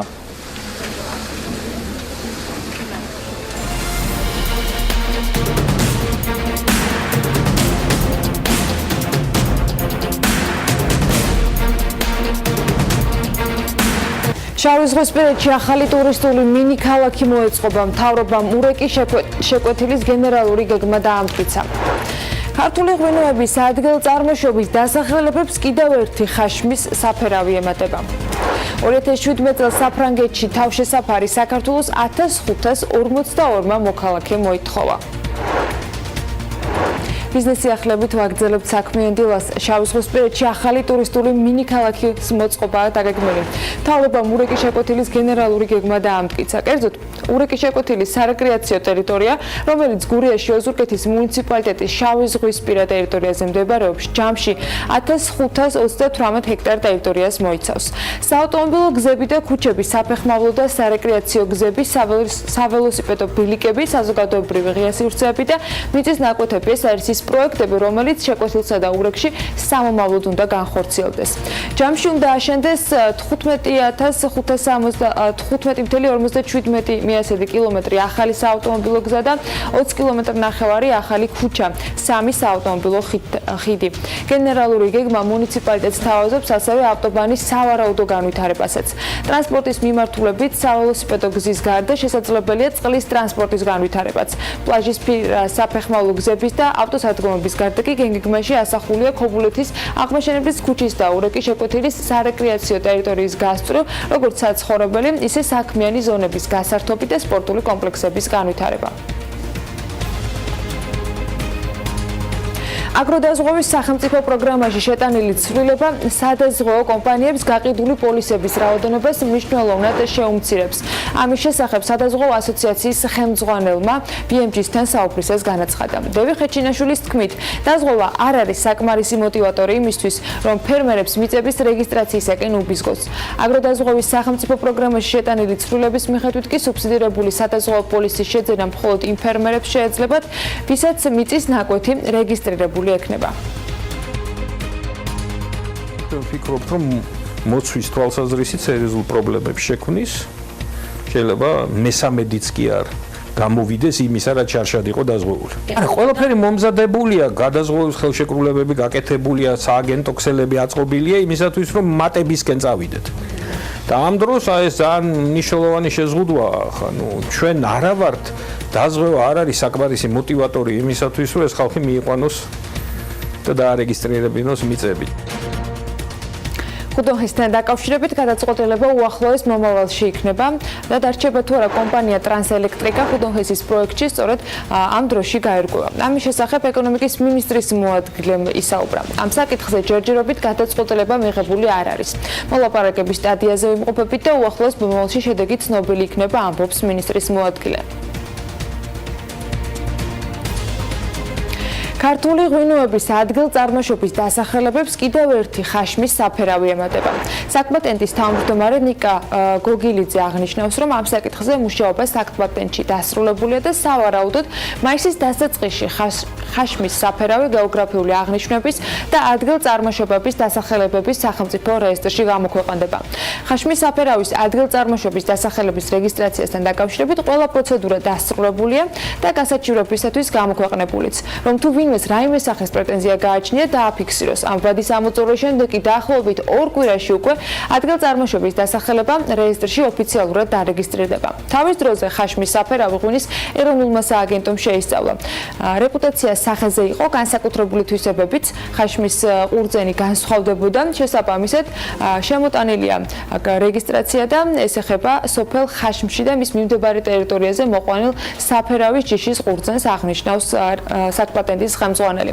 მისივე თქმით, ღვინის ეროვნული სააგენტო კიდევ რამდენიმე დასახელებაზე მუშაობს და შესაბამისად საკპატენტში ელოდებიან, როდის მიაწვდიან დამატებით ინფორმაციებს უკვე სხვა ჯიშის წარმომავლობაზე. საკპატენტში 18 ღვინის, 8 მინერალური წყლის და 20 სოფლის მეურნეობის სხვა პროდუქტის ადგილწარმოშობის დასახელებაა ამ დროისთვის რეგისტრირებული. ქართული ალკოჰოლური სასმელების მწარმოებელი კომპანიები იაპონიაში ერთ-ერთ ყველაზე პრესტიჟულ და მასშტაბურ გამოფენაზე ვაინდ კარმენ იაპონზე იყვნენ წარმოდგენილები. ამ გამოფენას ყოველწლიურად ათეულათასობით ვიზიტორი სტუმრობს. გამოფენის ფარგლებში კი პროფესიული სემინარები და დეგუსტაციები ტარდება. ღონისძიება ტოკიოში 11-დან 13 აპრილის ჩათვლით იმართება. იაპონიაში ქართულ ღვინოზე მოთხოვნა გაზრდილია. ღვინის ეროვნული სააგენტოს მონაცემებით 2018 წლის იანვარ-თებერვალში იაპონიაში ქართული ღვინის ექსპორტი გასული წლის ამავე პერიოდთან შედარებით არის 213%-ით გაზრდილი და ჯამში შეადგინა 44292 ბოთლი. საფრანგეთის ლტოლვილებისა და აპატრიდების დაცვის ბიუროს ინფორმაციით 2017 წელს ქვეყანაში თავს შესაფარი საქართველოს 1542 მოქალაქე მოითხოვა, რაც წინა წლის მაჩვენებელს ორჯერ აღემატება. შარშან ეს ციფრი იყო 940.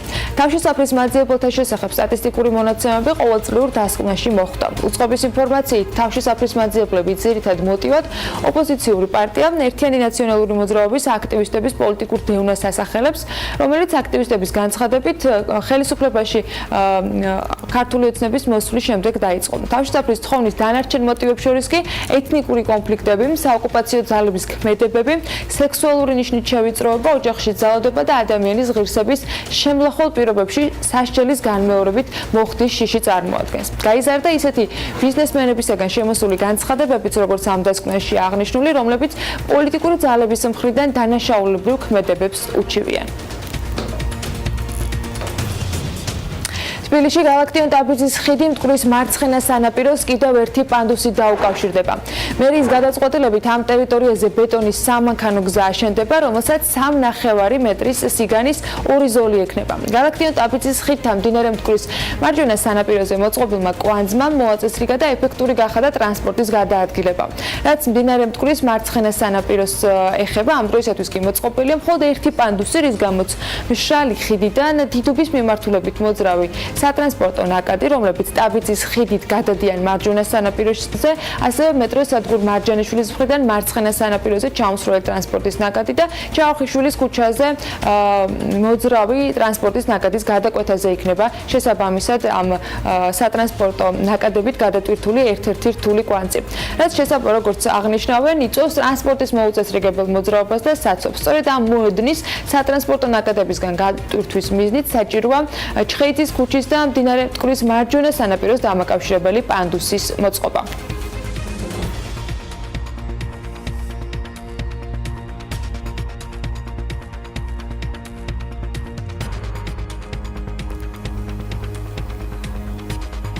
ბათუმში ორი ქუჩის რეაბილიტაციაზე 4 მილიონ ლარამდე დაიხარჯება. ჭაობის უბანში ორი ქუჩის რეაბილიტაციაზე სამუშაოების შესყიდვის მიზნით მერიამ ტენდერი გამოაცხადა. რეაბილიტაცია ვახტანგ შამილაძისა და ლადო ასათიანის ქუჩებს შეეხება. სატენდერო დოკუმენტაციაში კი მითითებულია, რომ ორივე ქუჩაზე გზის საფარი 80-იან წლებშია მოწყობილი და დღეს მდგომარეობით ძალიან არის დაზიანებული. ქუჩებს არ გააჩნია სანიაღვრე სისტემა, რის გამოც ნალექი გრუნტში იჯონება. ქუჩების სპეციფიკური გრუნტის გამო კი დამკვეთი საჭიროდ მიიჩნევს, რომ 160 სანტიმეტრის სიღრმეზე მოიჭრას და დატკეპნილი მდინარის ბალასტით შეივსოს. სამუშაოების ფარგლებში მოწესრიგდება ტროტუარები და ბორდიურები. გამარჯვებულ კომპანიას ორივე ობიექტზე სამუშაოები ერთდროულად და ორ ცვლაში უნდა ჰქონდეს დაგეგმილი. წინადადების მიღება კი ჯერჯერობით გრძელდება.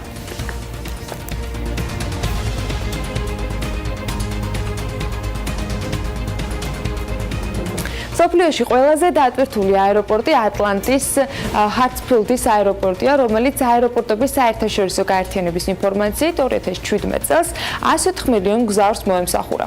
ჰარტფილდის აეროპორტი უკვე მე-19 წელია, რაც სოფლის ყველაზე დატვირთული აეროპორტია. ატლანტა შტატების დასახელებული პუნქტების 80%-დან 2 საათიანი ფრენის მანძილზე მდებარეობს. ამ რეიტინგის მეორე პოზიციაზე 96 მილიონი მგზავრით პეკინის ცენტრალური აეროპორტი ხვდება. პეკინის უმსხვილესი აეროპორტი 2 ათეული წელია, რაც რეიტინგში ლიდერ პოზიციაზეა. ათეულს პარიზის შარლ-დე-გოლის აეროპორტი ასრულებს 69 მილიონი მგზავრით. გლობალური რეიტინგის მიხედვით მსოფლიო მასშტაბით მგზავრთა ნაკადი 6.6%-ით, ხოლო საერთაშორისო მგზავრთა რაოდენობა 8.4%-ით გაიზრდება. ლიდერებს ვერ ვეწევით, მაგრამ 2017 წელს საქართველოსთვის ნამდვილად რეკორდული წელი შეგვიძლია დავასახელოთ. აეროპორტებში მგზავრთა ნაკადი მზარდია 2018-ში. რეკორდული ზრდა ბათუმის აეროპორტში დაფიქსირდა. აეროპორტების გაერთიანების ინფორმაციით 2018 წლის სამი თვის მონაცემებით წინა წლის ამავე პერიოდთან შედარებით 36%-ით მეტი მგზავრია გადაყვანილი. მგზავრთნაკადის ზრდის მაღალი მაჩვენებელი დაფიქსირდა საქართველოს სამივე საერთაშორისო აეროპორტში. ამავე სამ თვეში თბილისის აეროპორტი წინა წლის პირველ სამ თვესთან შედარებით 37%-ით მეტ მგზავრს მოემსახურა, ქუთაისის აეროპორტი 15%-ით მეტ მგზავრს და ბათუმში რეკორდები გრძელდება, სადაც 55%-იანი ზრდა.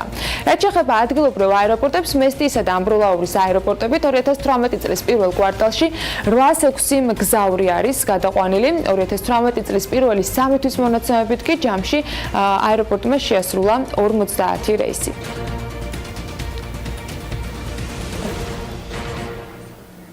კიდევ სტატისტიკა. საქსტატი ენერგეტიკის სტატისტიკური მაჩვენებლების შესახებ აქვეყნებს ამჯერად ინფორმაციას, რომლის მიხედვითაც 2018 წლის იანვარში ბუნებრივი გაზის შიდა მიწოდება 322.9 მილიონი მეტр კუბი იყო. ელექტროენერგიის შიდა მიწოდებამ კი 1216.3 გიგავატ-საათი შეადგინა. რა მოცულობის ბუნებრივი გაზის, ელექტროენერგიის, ქვანახშირის და ნავთობისა და ნავთობპროდუქტების მოწოდება, ექსპორტი და იმპორტი განხორციელდა იანვარში. ამას თათია ჩაფიჩაძე გვეტყვის, თათია დილა მშვიდობის. სახელმწიფო მშვიდობის ინსტიტუტის მონაცემებით 2018 წლის იანვარში საქართველოში სულ 322.1 მილიონი მეტр კუბი ბუნებრივი გაზის იმპორტი განხორციელდა, ადგილობრივი წარმოება კი მხოლოდ 0.8 მილიონი მეტр კუბი იყო. ჯამურად ბუნებრივი გაზის შიდა მიწოდება იანვარში 322.9 მილიონი მეტр კუბი შეადგინა. გადავიდეთ ელექტროენერგიაზე, ელექტროენერგიის მთლიანი წარმოება იანვარში 1014.2 გიგავატ-საათი იყო. აქედან თბოელექტროსადგურების მიერ გამომუშავებული ელექტროენერგიის მოცულობამ 321.4, ჰიდროელექტროსადგურების მიერ 675.7, ქარის ელექტროსადგურების მიერ კი 7.1 გიგავატ-საათი დაფიქსირდა. შიდა მიწოდება იანვარში 1216.3 გიგავატ-საათი იყო, იმპორტის წილი კი 202.1 გიგავატ-საათი შეადგენდა. რაც შეეხება ნავთობისა და ნავთობპროდუქტების მიწოდებას, იანვარში სულ ქვეყანაში წარმოებული იყო 2.2 ტონა ნავთობპროდუქტი, იმპორტი იყო 100.8, ექსპორტი 35.6, შიდა მიწოდებამ კი 78.5 ტონა შეადგინა. და ბოლო მონაცემი, რომელზეც ამჯერად ვისაუბრებთ, ეხება ქვანახშირის მიწოდებას. იანვარში წარმოება შეადგენდა 21.7 ტონას, იმპორტი 42.5, ექსპორტი კი 0.1. რაც შეეხება მარაგების სრულობას, ეს მონაცემი 6.1, ხოლო მთლიანი შიდა მოხმარება 58.000 ტონა იყო. მადლობა შენ, წყობრი და მუდმივად წყობრი ჩართვისთვის. ხუთშაბათი დღეა და მე მგონი არ ჭირდება რაღაცა განსაკუთრებული წარდგენა თემას, რომელიც ჩვენთვის ყველასთვის, მთელი BMG-ის გუნდისთვის და პირველისთვის გამორჩეულია. გამორჩეული არის მისი ავტორი ამ რუბრიკის, გამომდინარე იქიდან, რომ ეს პარტნიორობა შედგა, რომელსაც ჩვენ ძალიან უფრთხილდებით და ვემადლიერებით და რაც მთავარია, არის ძალიან საინტერესო თემა და ისტორიები. ამაზე ყველაფერზე ვისაუბრებ სულ რამდენიმე წამში და წარმოგიდგენთ მხოლოდ ერთს, მანა მანჯვალაძის საქმიანები. სულ რამდენიმე წამში.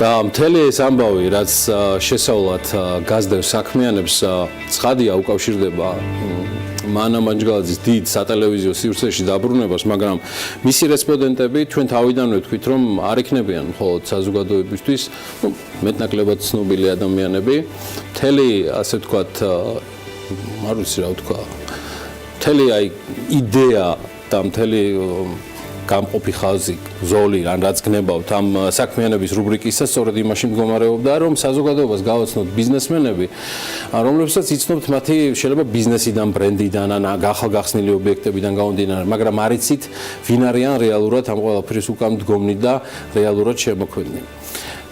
ესეთი რამდენიმე საქმიანი მანამ უკვე გაგაცნოთ, მაგრამ აი ეს რესპონდენტი, რომელზეც ახლა შესავალს თავად გააკეთებს, მაინც გამორჩეულია.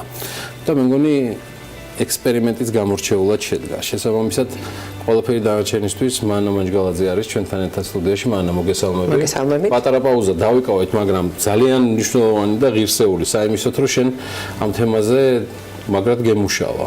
ვინ არის შენი მორიგი გმირი? ჩემი მორიგი გმირი არის ალბათ ესე ვფიქრობ ბოლო წლებში ყველაზე დიდი ექსპერიმენტატორი, რომელიც გავიცანი. ექსპერიმენტებს ეს ადამიანი თავის თავზე ატარებს. საკუთარ თავზე, კი, საკუთარ თავს უტარებს. დაწყებული იქიდან, რომ კბილი ბუჯენი აქვს თვითონ გაკეთებული და თვითონ იკეთებს ამ ყველაფერს, დამთავრებული იმით, რომ ყველა პროცედურა, რაც კი ტარდება მის აი ამ დიდი ინდუსტრიაში, პირველმა მან უნდა გამოსცადოს და შემდეგ უნდა მევიდეს მის ასე ვთქვათ მომხმარებელთან. ესე იგი, შენ ერთის მხრივ ამბობ, რომ ეს ადამიანი არის ექსპერიმენტატორი და თან უკვე ინდუსტრია აქვს. თან უკვე ინდუსტრია აქვს.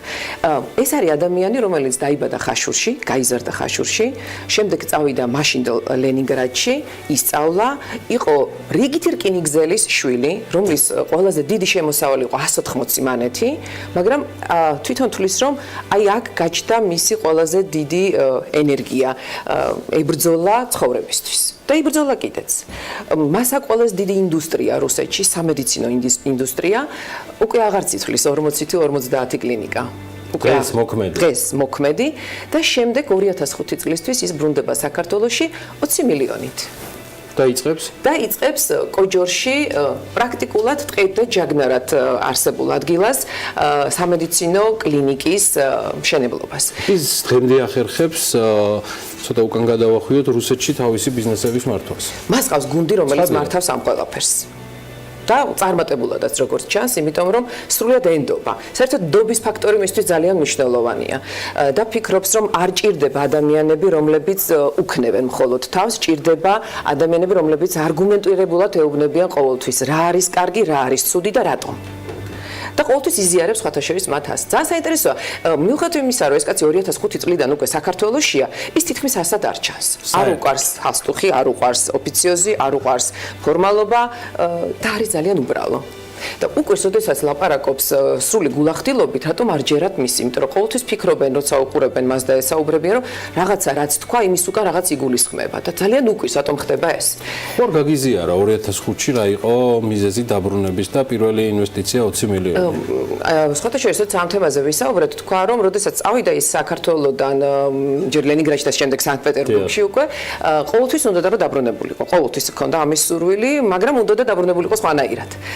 დაბრუნდა ის და დაიწყო კოჯორში მიწის ნაკვეთების შეძენა აი ამ თავისი კურორტისთვის. მაგრამ აქ შეხვდა ყველაზე დიდი წინააღმდეგობები. აქ შეხვდა ამას ეძახის წავკისის მაფიას. ეს იყო წინააღმდეგობები, როდესაც ვიღაცებზე იყო ეს მიწები გადაფორმებული 10ჯერ, 20ჯერ და ასე შემდეგ და მათი პატრონები ბოლოს ჩდებოდნენ და წინააღმდეგობა ყოველთვის ჩდებოდა.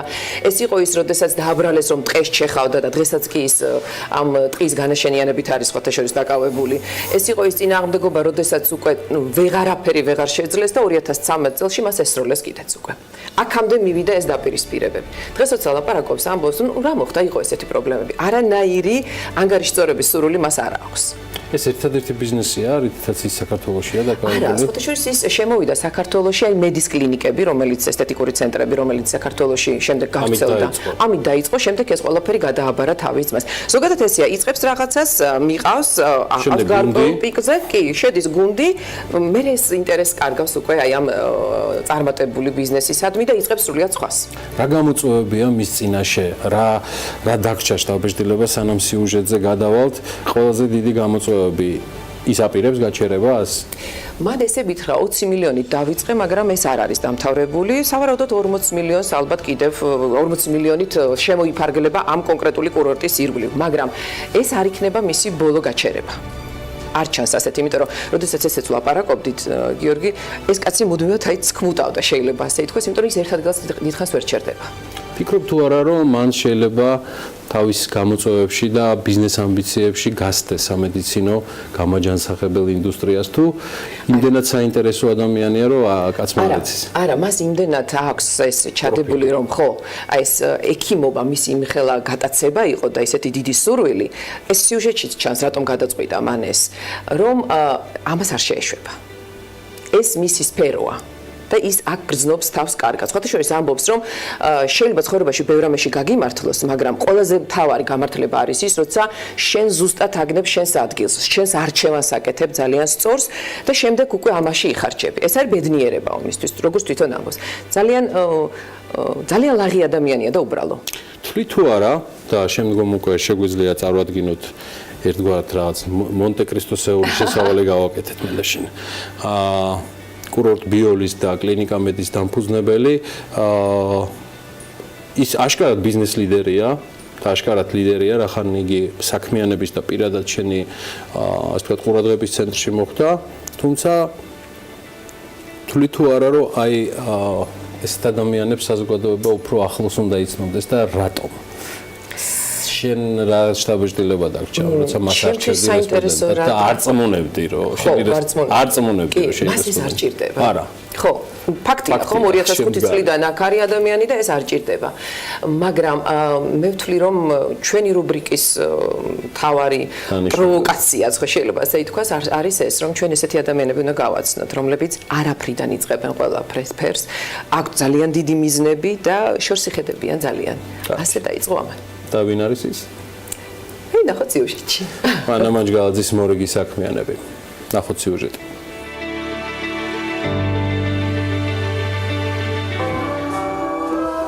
სახში ახლა ტყუპები, არც მეტი, არც ნაკლები დავით აღმაშენებელი და ალექსანდრე მაკედონელი ელოდებიან. მე ვარ დავით აღმაშენებელი. მე ალექსანდრე მაკედონელი. ეს ძირითადი ნაწილი ველნეს კურორტს ეკუთვნის, რომელიც ჩვილებივით მისი პირმშოა. დილა და საღამო ტყუპებისაა. მესამე უფროსი ქალიშვილი მარია მამის პროფესიას სანქტ-პეტერბურგში აგრძელებს. კოჯურში იძმებთან სათამაშო თოჯინად არის წარმოდგენილი. ასე ტყუპები უკეთ ერთობიან ლეგოებთან, სამეფო გვირგვინებთან, კუნინძებთან და მამასთან ერთად. დათუნათulis რომ უცხო პლანეტელია. თავისი ენა აქვს და ამ ენაზე თარგმნის და ლაპარაკობს. დარწმუნებულია რომ დედამიწაზე მამამ ჩამოიყვანა. შესაბამისად მამაც უცხო პლანეტელი გამოდის. თამაზ მჭედლიძე სამშობლოში 40 წლის შემდეგ 20 მილიონის ინვესტიციი და დიდი გეგმები დაბრუნდა იმისთვის, რომ ფული საქართველოში დაებანდებინა. განსხვავებული სამედიცინო დარგი დაემკვიდრებინა. აქაურები დაესაქმებინა, სადაც ჯერ კიდევ ჯანმრთელ ადამიანებს ჯანმრთელობა შეუნარჩუნებდა. არჩევანი დიდი ჰქონდა მსოფლიოს ნებისმიერი წერტილი, მაგრამ ამ ყველაფრისთვის მხოლოდ საქართველო ეგულებოდა. ეს იქნება ის ადგილი, საიდანაც დაიწყო ახალი ინდუსტრია სამედიცინო ველნეს. რამდენია აი 2018 წლისთვის უკვე ინვესტიცია განხორციელებული და ჩადება? უკვე 20 მილიონს ურტყავს ცოტა ზემოთაც არის ცოტა კიდე. საერთო ჯამში ჯერჯერობით. ჯერჯერობით და ეს კიდევ მზარდი შეიძლება? შეიძლება კი არა, ეს დასაწყისია. 40 მაინც მომიწევს ჩადება. დაბრუნება მარტივი არ აღმოჩნდა. ფულს პრობლემები უნდა მოეგვარებინა, მაგრამ პირიქით მოხდა. ტავკისის მაფიას ეძახის მათვინ წლების განმავლობაში ბიზნესის წამოწყებაში სხვადასხვა დროს სხვადასხვა სახის პრობლემები შეუქმნა. ჯერ კოჯრის ტყის გაჩეხვა დააბრალეს, შემდეგ სხვისი მიწების მითვისება, შემდეგ ნაკვეთები არარეალურად მაღალ ფასებში შესთავაზეს და ბოლოს 2013-ში ესროლეს. ეს ისენია, რომელიც საქართველოში ნებისმიერი საქმის წამოწყებას ხელს უშლის და ნებისმიერ ბიზნესს აფერხებს. ის პრობლემები გამაჩერებდა მე დამხვდა წავკისის მაფია ასეთ ეგრეთ წოდებული, რომელსაც ეს ნაკვეთები მიწერილი, მოწერილი და გადაფორმებული ჰქონდათ. ნუ მესმის ეს. ასეთი ცხოვრება იყო, ასეთი პერიოდი იყო, ფეოდალიზმის ნაშთებია ჩათვალეთ ეს ყველაფერი. არ შეშინებია 2020-ში დაწყებული მშენებლობა გააგრძელა და 2018 წლის გაზაფხულს უკვე 13 კოტეჯი, თანამედროვე სამედიცინო ცენტრით, უახლესი ტექნოლოგიებით აღჭურვილი ლაბორატორიი და 5 წლის განმავლობაში დატრენინგებული სამედიცინო პერსონალით ხდება. მთავარია ჰაერი, ეკოგარემო, სიმშვიდე, ეკოპროდუქტები, ზუსტ დიაგნოზირება და სრული რეაბილიტაცია. პრევენცია იმისთვის, რომ არ გახდე ავად. აქ იყო როგორც არის ტყე და მინდვრები და ბუჩქები და ჯაგანარი. და ნაგავი კიდე. ნაგავი რა თქმა უნდა სამწუხაროდ. და დღეს რა არის უკვე აქ? დღეს უკვე კურორტია, სამედიცინო ველნეს კურორტი. მაგრამ ჯერ იმდენი რაც უნდა იყოს, აი ბოლო ჯერ არ არის, კიდე რამოდენი წელი დამჭირდება ამისთვის. არმალას რომ ველნეს კურორტი შეძლებული ადამიანებისთვისაა. ერთგვარიანი კვლევა და რეაბილიტაცია იაფი სიამოვნება არ არის. აქ ის ხალხი მოდის, ვინც ჯანმრთელობის ფასი იცის, მოდიან შორიდან, ან უпростоრედ ძალიან შორიდანაც. აქ ეს კოტეჯები ისე უნდა მოიდგოს ადამიანმა, რომ ფანჯარამაც არ უნდა შეუშალოს ხელი სივრცის აღქმაში და სულ რომ არაფერი ჩაიტარონ, არც პროცედურები და არც მასაჟი, ამ სიმშვიდით, ხედით, ჰაერით უნდა დათქმენ და დამშვიდნენ. ნახავთ, კარგად მონება თქვენია. ველნეს კურორტის სიძვირე მუდმივად განახლებადი ახალი ტექნოლოგიებითაც აიხსნება. აქ 20 ჰექტარ ტერიტორიაზე და ზღვის ზონიდან 1150 მეტრზე ყველაფერია, რაც კვლევას სრულყოფილს და სწრაფს ხდის. ეს არის ვაფშე სამხედროების მოგონილია 0.04 გრადუს ხედავს სხეულის სხვაობას და სად სპაზმები გაქვს და სად კიდე ანთებითი პროცესები განახებს იმას ამ ყველაფერს. ტერმოგრაფი ქვია. ველნეს კურორტს კვლევისა და დიაგნოსტიკა მკურნალობის გარდა კვების თავისი ინდივიდუალური რაციონი აქვს. ყველა დამსვენებელს თავისი ულუფა და მენიუ. მთავარი პირობა ეკოლოგიურად სუფთა გარემო და პროდუქტი. მისივე გადაწყვეტილებით ყველა შენობის სახურავზე კოინდარია. მოხმარებული წყალი დამუშავების შემდეგ სარწყავად გამოიყენება. ამიტომ ლაბორატორია საქართველოს ყველა კუთხიდან მოტანილი სამკურნალო მცენარეებით ივსება. აქვეა ბებიის რეცეპტით დამზადებული მალამოების სერია, ბიობის ღვინო, თაფლი და ის ალქიმიკოსები, როგორც თვითონ ეძახის, რომლებიც ჯადოქრობას ჩადიან. ეს კვებაში მიდის, პროცედურებში მიდის. თვლის რომ საქართველოს ყველა პოტენციალი აქვს გახდეს ველნეს კურორტების ცენტრი. ცოტა ხნის წინ ველნეს თერაპევტის სპეციალობას დაარეგისტრირა და მსოფლიო პროფესიათა ნუსხაში შეიტანა. ამ სპეციალობის დაბადების ადგილი საქართველოა. ქვეყანაში თუ რამე სპეციალობას დარეგისტრირდა, ეს სპეციალობა ხდება მიდის მსოფლიოს ნუსხაში. და დღესდღეობით საქართველოში არის დაბადებული სპეციალობა ველნეს თერაპევტი. ეს დღევანდელობაა, ასე ვთქვათ, რეალური დრო. ყველაფერი კი ათწლეულების წინ გურიაში დაიწყო, როცა ბებია მცენარეები დამზადებული მალამოები თანასოფლელებს მკურნალობდა. მაშინ დაინახა, როგორ შეიძლება ადამიანებს დაეხმარო უშუალო და ამით უდიდესი სიამოვნება მიიღო. ამიტომაც ექიმობა პატარაობიდანვე გადაწყვიტა. და-ძმისგან განსხვავებით ხაშურში დაიბადა, რკინიგზელის ოჯახში. მამის შემოსავალი 150-180 მანეთი იყო.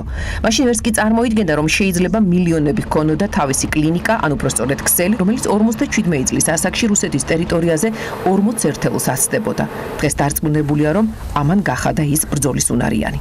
შეძლებულ ოჯახებში აი ბრძოლა ცხოვრებისთვის არ უწევთ. აი უпростоრედ ასე სხვანაირად ვთქვათ რა. თუ იმ შეძლებულ ოჯახებში სადაც შვილებს ბრძოლა ცხოვრებისთვის არ უწევთ, ის არის უკეთებენ ცუდს ასე ამ შემთხვევაში შვილებს. პროფესიად სტომატოლოგია აირჩია, სწავლა ლენინგრადში გააგრძელა. შემდეგ ისევ ხაშურში დაბრუნდა, პატარა კლინიკა გახსნა, რომელიც 24 საათის განმავლობაში მუშაობდა. ერთი წელიც ვერ გაწლო. სახლში დაიბარა, მასალას ჩამოვიტან და ჩამოვალო და წავიდა. ამჯერად უკვე ლენინგრადის ნაცვლად სანქტ-პეტერბურგში დაბრუნდა. პირველი კლინიკა ცენტრიდან მოშორებით გააკეთა ისევ 24 საათიანი რეჟიმით. საბჭოთა კავშირის დაშლამ სულზე მოუსწრო. კომუნიკაციისა და მუდმივი შრომის წყალობით მალე მის პაციენტთა უმრავლესობას პეტერბურგის გავლენიანი ადამიანები წარმოადგენდნენ. ასე გახდა ანატოლი სობჩაკის პირადი ექიმი. მალე ამერიკელების ხელშეწყობით კლინიკამ ქალაქის ცენტრში ნევის პროსპექტზე გადაინაცვლა. შემდეგი ნაბიჯი ესთეტიკური მედიცინის ქსელი მედი გახდა, რომელიც ვირუსივით მოედო მთელ რუსეთს და საქართველოში ჩამოაღწია. მოგვიანებით ეს ბიზნესი ძმის ხელში გადავიდა. თამას მიჭედლიძემ კი ველნეს სამედიცინო კურორტზე დაიწყო ფიქრი. აქაურობა რადიკალურად შეცვალა. ბიული სულ სხვა ზაფხულში, სხვა ზამთარში, სულ სხვანაირია დღისით და ღამით აქ ჩვეულებრივი კოჯრის ტყის ხაპარია. დღეში 10-20 კილომეტრს დადის. დილით 6 საათზე ის უკვე გარეთაა და სკანდინავიური სპორტული სვლით, ხელჯოხებითა და ბევრი იდეით ტერიტორიას სტრესს არ დღამს. არ ვიცი რა სიჩქარეს ავითარებს, მაგრამ ოპერატორებს მისი გადაღების დროს ძველი გამოცდილება დაეხმარათ. ნელავია რომ ცოტანელა. ის რომ აქაურობისთვის ბიული უნდა დაერქმია, სიარულის დროს მოიფიქრა და გადაწყვიტა. სტომატოლოგია მიკროდეტალების დანახვასაც გულისხმობს, ამიტომ მისთვის არაფერი გამორჩება. მუშაობით კი ხშირად ნახავ პერსონალთან ერთად მომუშავეს. უყვარს უბრალო დამოკიდებულებები, გაურბის პომპეზურობას, ფორმალობას, ოფიციოს და ხალხს. სტანდარტებს არ აღიარებს, მაგრამ ითხოვს წესრიგს. ახალი დაისწავლე. ძალიან ბევრი რაღაცა. აი მაგალითად ხარისხი რას ნიშნავს ნამდვილად? ხარისხი როგორ უნდა გადაიზარდოს სილამაზეში და ჰარმონიაში. ბიულის ტერიტორიაზე მხოლოდ ელექტრომანქანები მოძრაობენ. თესლას ავტომობილი მისი ბოლო გასართობია.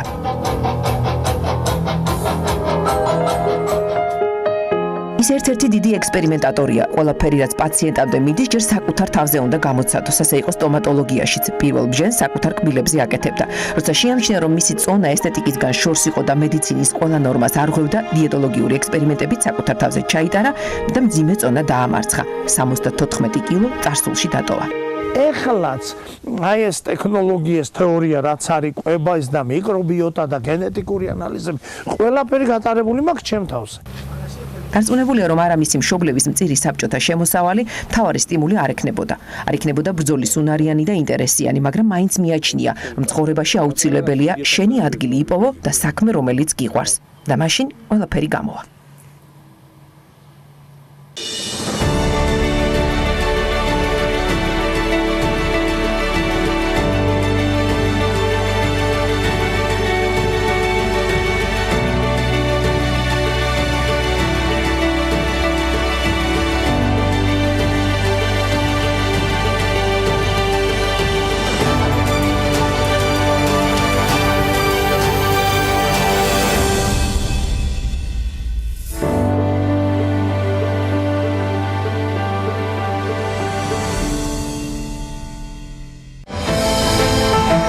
ამინდის პროგნოზის სპონსორია SEU დეველოპმენტი.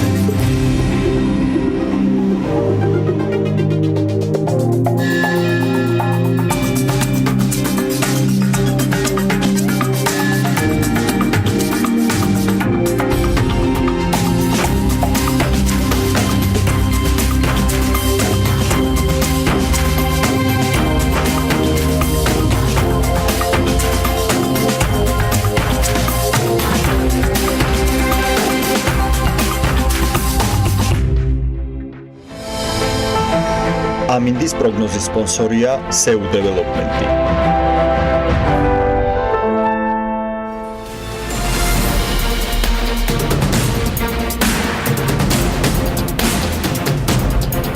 დილამშვიდობის რეკლამის შემდეგ სპორტული რუბრიკით დავბრუნდით საქმიანი დილის ეთერში. დღეს ვისაუბრებთ ამ ხანაგურ შეხვედრაზე, რომელიც კახკალაძის ინიციატივით დაიგეგმა და რომლის გამართვის მიზეზიც ბელეშვილის ქუჩაზე მომხდარი დაპირისპირება იყო. თბილისის მერი ინიციატივის განხორციელებაშიც ჩაერთვება და ბელეშვილის ქუჩაზე დაგეგმილ თამაში მონაწილეობას მიიღებს. საქართველოს ფეხბურთის ფედერაციის ინფორმაციით საქართველოს მოქალაქეებსა და თბილისში სასწავლებლად ჩამოსულ სტუდენტებს შორის ამ ხანაგური საფეხბურთო მატჩი 14 აპრილს 18 საათზე დაიწყება. სანამ კონკრეტულ ამბავზე გადავალ, ქრონოლოგიურად გავყვები პროცესს. კახიკალაძე ბელიაშვილის ქუჩაზე ინციდენტის მონაწილეებს შორის ამხანაგური მატჩის გამართვის ინიციატივით მთავრობის სტომაზე გამოვიდა. და თქვა, რომ ყველა შეუძლია თამაში ჩაერთოს, ვისაც ამის სურვილი აქვს იმისთვის, რომ ეს ცუდი ლაქა დავიწყებას მიეცას. დავიწყებით, რამდენად დავიწყებადია ეს სცენა, რომელიც უმეტეს რომ სოციალურ ქსელებში გავრცელებული კადრებით ნახა. არ ვიცი, მაგრამ ფაქტია, 8 აპრილს სოციალურ ქსელში გავრცელდა ვიდეო, რომელზეც ჩანს, რომ ბელიაშვილის ქუჩაზე ერთ-ერთი სტადიონის მიმდებარე ტერიტორიაზე რამდენიმე მოქალაქე ქვეყნის მოქალაქეებს დაუპირისპირდა და სტადიონიდან გააძევა. ფაქტზე მიმდინარეობს გამოძიება და ჩვენ ამ მიმართულებითაც ველოდებით ამ შემთხვევაში უკვე შინაგან საქმეთა სამინისტროს წარმომადგენლების პასუხს. დღეისთვის კი გაგაცნობთ, რომ ჩვენი სტუმარი თბილისის მერიის კულტურის, განათლების, სპორტის და ახალგაზრდულ საქმეთა სამსახურის უფროსი ირაკლი გვილავა იქნება, რომელსაც მე კიდევ ერთხელ მოვესალმები და მოგიხდით მობრძანებისთვის. პრინციპში ჩვენი პირველი კითხვაც ამ საკითხის შესახებ იქნება, რაიმე ახალი დეტალები ხომ არ არის ცნობილი. გასამართ მატჩთან მიმართებით კახიკალაძემ ეს ინიციატივა, როგორც უკვე თქვით, გაავრცელა საჯაროდ და თქვენი ასე ვთქვათ, ბოლო ინფორმაცია რა იქნება, რომ უთხრათ ჩვენს მაყურებელს. მოგისალმებით, მივესალმები მაყურებელს. პირველ რიგში მინდა აღნიშნო, რომ მართლაც ძალიან არასასიამოვნო ფაქტი იყო.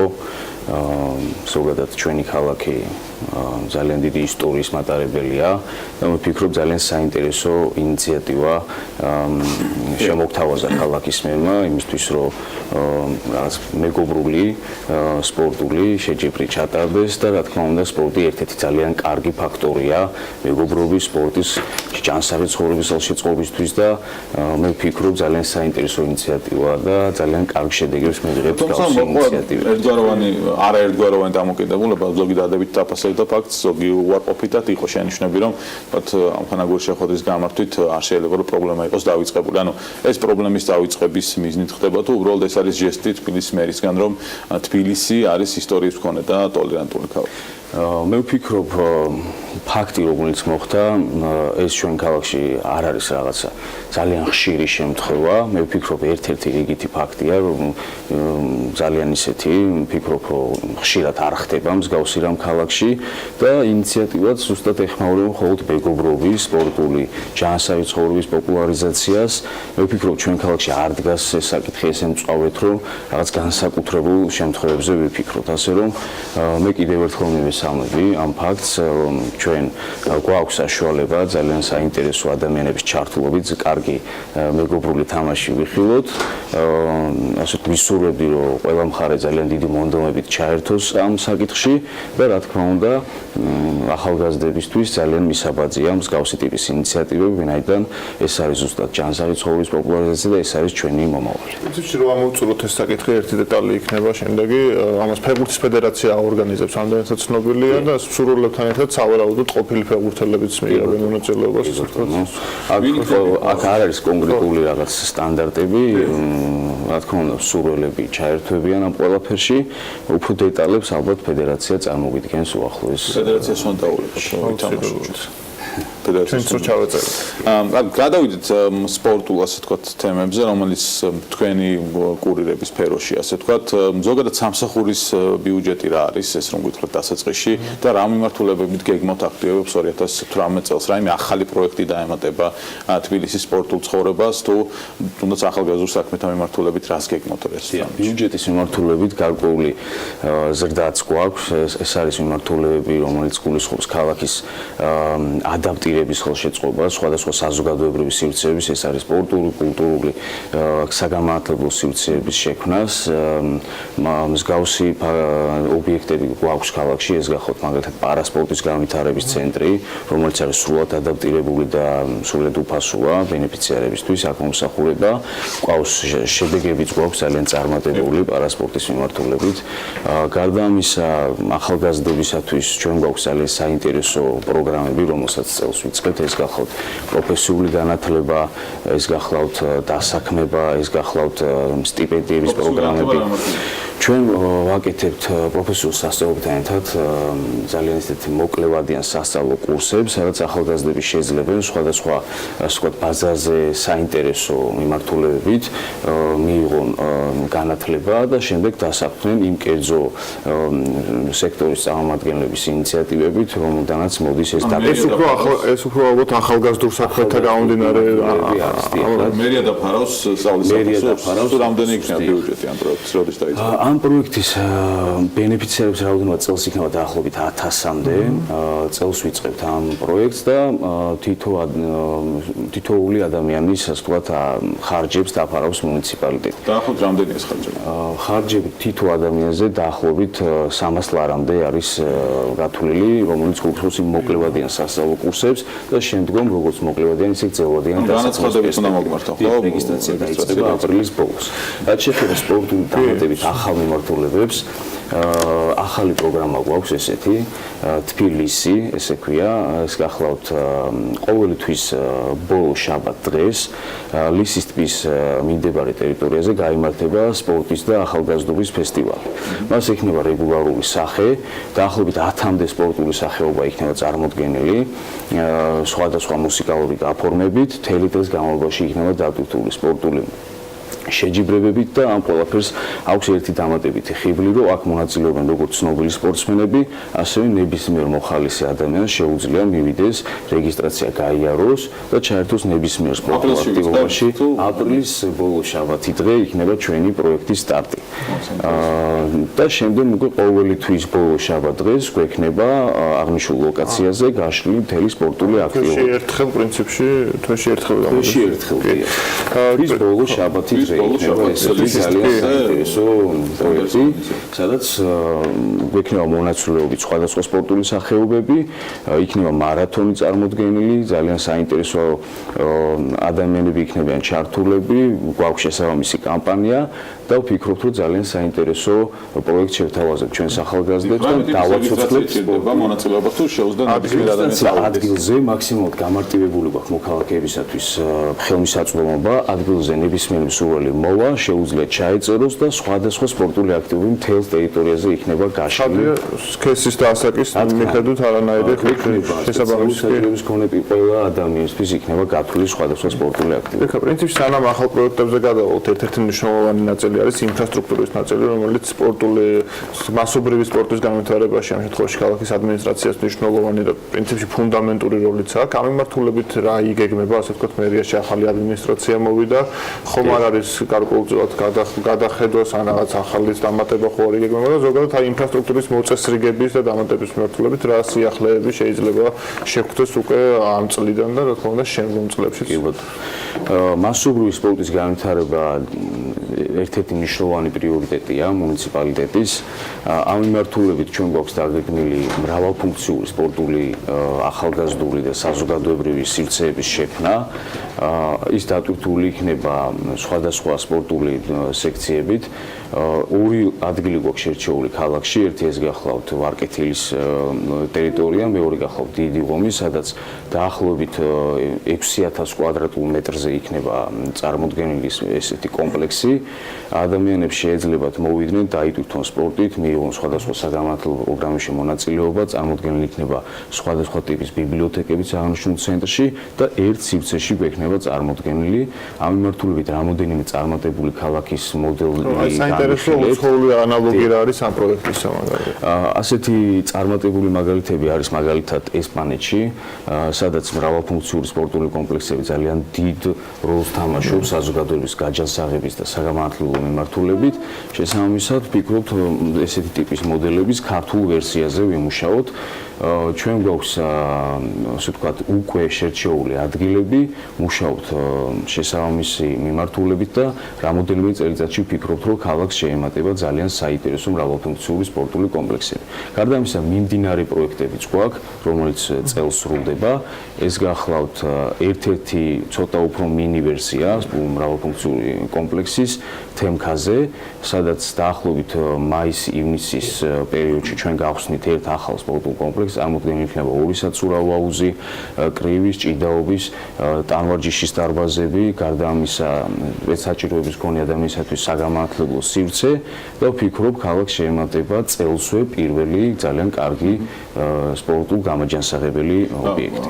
სოციალური პროექტი, ანუ გადასახადია, ასე ვთქვათ, არის თუ არის შეღავათებიც გავსი ტიპის სპორტულ ობიექტებში სოციალურად დაუცველი ადამიანები ისარგებლებენ, რა თქმა უნდა, უფასოდ. ჩვენ მუნიციპალიტეტი ამ ყველაფერს უზრუნველყოფს. გარდა ამისა, სხვა ნებისმიერი მოქალაქისთვის მომსახურება იქნება ხელმისაწვდომი და რა თქმა უნდა, სერვისი არ იქნება მოგებაზე ორიენტირებული, ის იქნება მუნიციპალური შინაარსის და რა თქმა უნდა, იქნება ხელმისაწვდომი მოქალაქე. ანუ მერიისგან იქნება სუბსიდირებული მუდმივად, ვინაიდან ფასები უნდა ვივარაუდოთ, რომ საბაზრო ფასზე ნაკლები იქნება. მიმდინარე ხარჯებს დაფარა, ასე ხელმისაწვდომი და არ იქნება მოგებაზე ორიენტირებული, შესაბამისად ფასები იქნება ხელმისაწვდომი მოქალაქეებისათვის. საერთაშორისო სპორტული ღონისძიებების კუთხით გეგმავთ თუ აქტიურობას გასაგებია, რომ თქვათ სხვა უწყებები შეიძლება ამ მიმართულებით უფრო აქტიურები იყვნენ, მაგრამ თქვენი სამსახური თბილისში ხო ახალგაზრდა ოლიმპიადას უმასპინძლებს და მაშინ მერიაზე ძალიან ბევრი რამ იყო დამოკიდებული. ამ მიმართულებით რაიმე სიახლე თუ არის 2018-ში ვინმე ემუშავებით თუ არა საერთაშორისო. ამ მიმართულებით მაგალითად წელს უკვე გვაქვს დაგეგმილი ვიტალი დარასელის სახელობის ბავშვთა ტურნირი, სადაც რამოდენიმე ევროპული გუნდი ჩამოდის. თბილისის დინამოს აკადემიასთან ერთად მუშაობთ ამ მიმართულებით.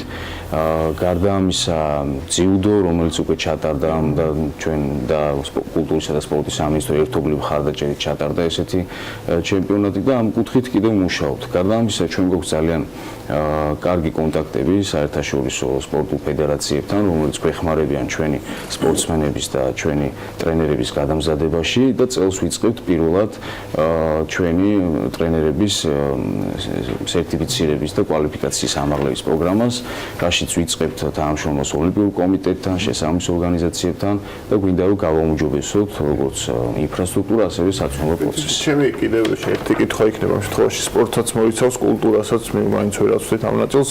რამდენად იქნება ამ შემთხვევაში მერიის ადმინისტრაციასა და გამგეობებს შორის მუშაობა უფრო სინერგიული და ასე ვთქვათ ერთი გეგმით მიმავალი, იმიტომ რომ მე პირადად ვაკურდები ხოლმე ძალიან ხშირად თბილისის გამგეობების მუშაობას ამ მიმართულებით განსაკუთრებით კულტურის ნაწილში და ხშირად პირდაპირ შემიძლია ვთქვა, გვხდება ისეთი ხარჯები და ასე ვთქვათ ტიპის ღონისძიებები აქამდე გულისხმობ, რომელიც კითხვის ნიშნების დასმის საფუძველს იძლევა. ამ მიმართულებით ხო არაპირებთ, რომ უფრო მეტად მოახდინოთ, მაგალითად გაკონტროლება მოდე პირდაპირ ვთქვათ და უფრო მეტად ხომ არ იქნება რაღაცა ცენტრალური და რაიონების თანამშრომლების მიერ, ანუ ერთად მუშაობას უფრო მეტად ხომ არ აპირებთ ამ მიმართულებით და მე უფრო დიდ როლს ხო არ დაიკავოს ამ მიმართულებით. ამას იმიტომ ვსაუბრობ, მაგალითისთვის გასულ წელს ჩატარდა ეს არაერთხელ ტელევიზიაში სწრაფება დიდუბობა ასეთი რომელიც საკმაოდ 100,000 ლარამდე დაგვიშთა და ცოტა უცნაური შინაარსის დღესასწაული იყო, ასე ვთქვათ. ანუ ამ შემთხვევაში მერის და ხო წინა მერის ადმინისტრაციას ამაზე ბევრიც უჩივლეს. აქედან გამომდინარე ხომ არ ფიქრობთ, რომ უფრო აქტიურად არის საჭირო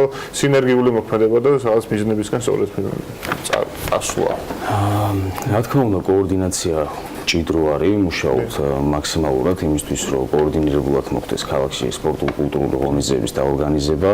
დიდუბობა, ვიცი ეს ღონისძიება, დიდუბეს თვითონ აქ ძალიან დიდი ისტორია და შესაბამისად შინაარსობრივად ეგეთი ტიპის ღონისძიება.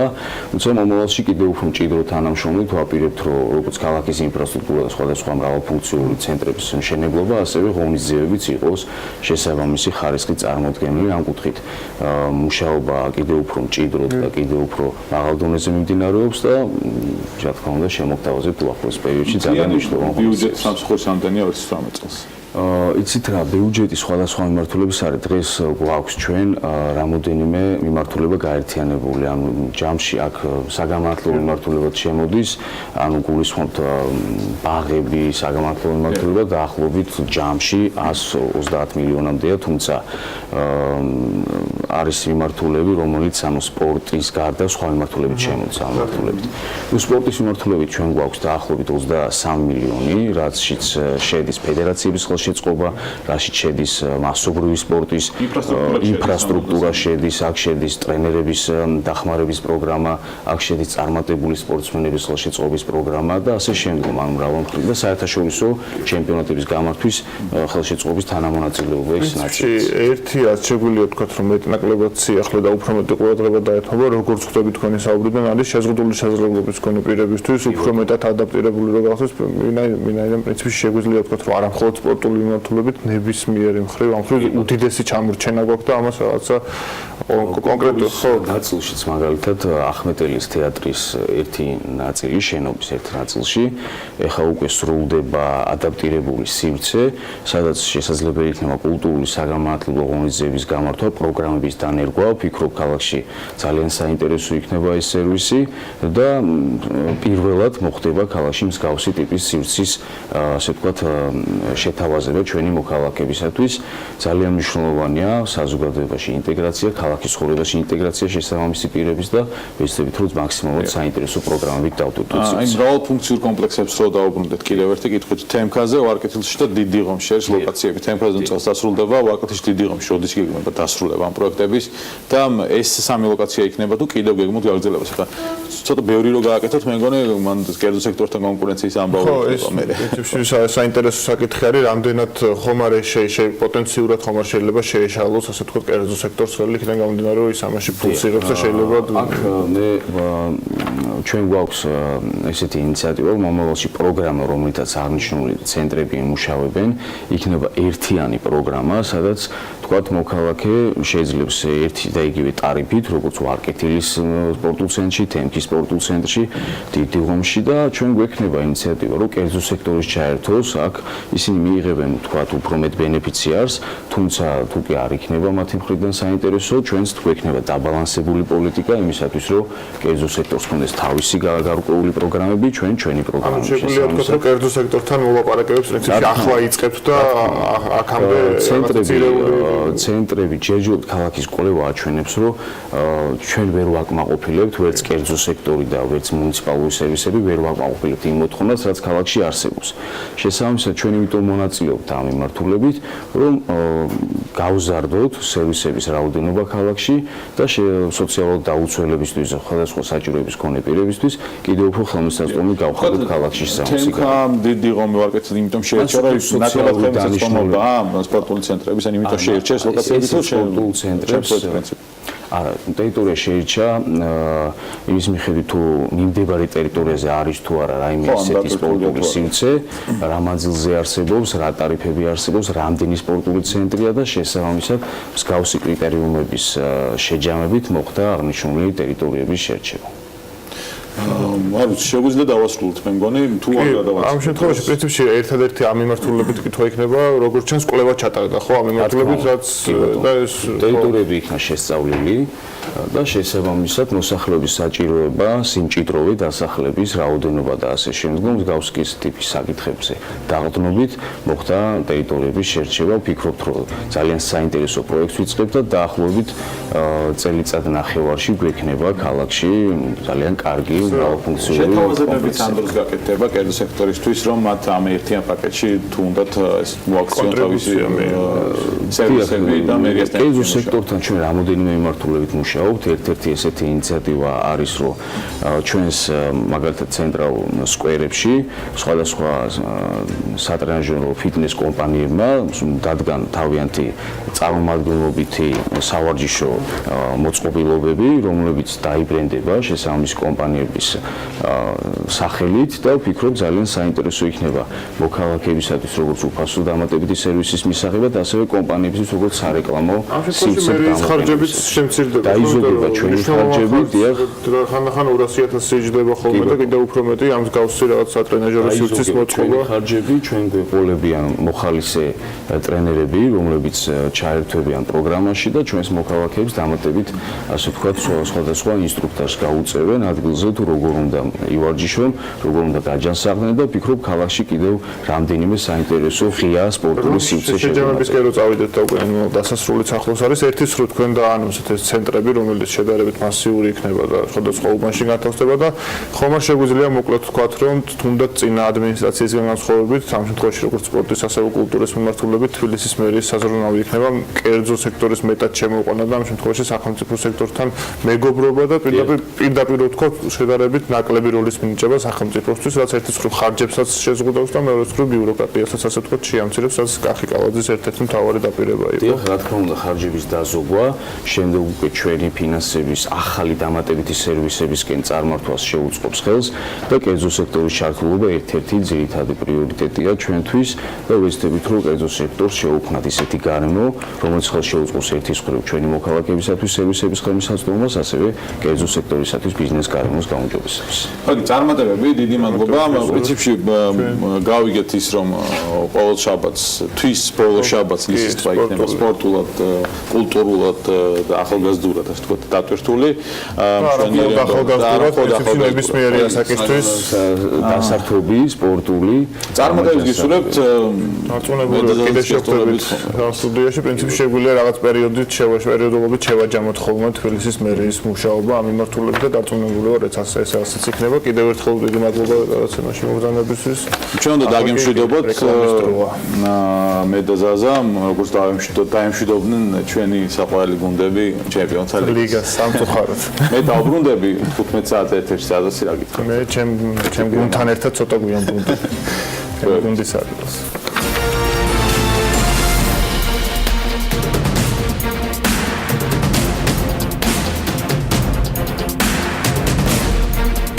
მარტში ტურიზმიდან შემოსავალი 227 მილიონ დოლარამდეა გაზრდილი. წლიურ ჭრილში 31.3%-იანი ზრდა. ამასთან მარტის მაჩვენებელი 2017 წლის სექტემბრიდან ყველაზე მაღალია. ეროვნული ბანკის ანალიტიკის მიხედვით კი 2018 წლის პირველ 3 თვეში ტურიზმიდან 561 მილიონი დოლარის გენერირება მოხდა საქართველოს ეკონომიკაში. გასულ წელს ტურიზმიდან შემოსავალმა ჯამში 2 მილიარდ 753 მილიონი დოლარი შეადგინა. წელს 3 მილიარდის გენერირებას ელოდებიან.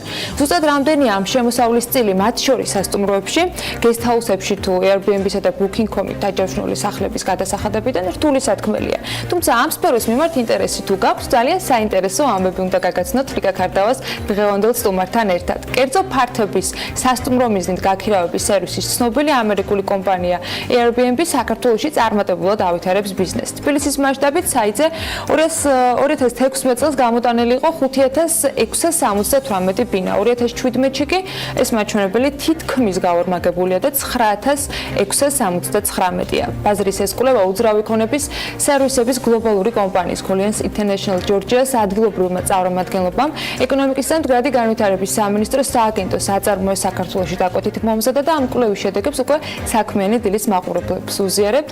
რიკა ქარდავა პროფესორი ჯორჯიაჯის დამფუძნებელი და მმართველი ნინო მაკასარაშვილს Colliers International Georgia-ს კვლევის ანალიტიკოს სულ რამდენიმე წამში უმასპინძლებს. რუბრიკის სპონსორია M-კვადრატი. რუბრიკის სპონსორია დირსი, მასშტაბური საცხოვრებელი კომპლექსი თბილისში. დილა მშვიდობის მივესალმები მაყურებელს, ანას დიდი მადლობა საინტერესო წარდგენისთვის. ჩვენ დღეს ექსკლუზიურად წარმოვადგენთ გლობალური უძრავი ქონების გაქირავების პლატფორმის Airbnb-ს ყველაზე უახლეს მიგნებებს და აი ამის შესახებ Colliers International Georgia-ს წარმომადგენელი ანალიტიკოსი ნინო მაკასარაშვილი გვესაუბრება. ნინო, ძალიან დიდი მადლობა რომ ხარ ჩვენთან სტუმრად. Airbnb-ს პლატფორმა ერთ-ერთი, ასე ვთქვათ, წამყვანი პლატფორმაა გლობალური მასშტაბით.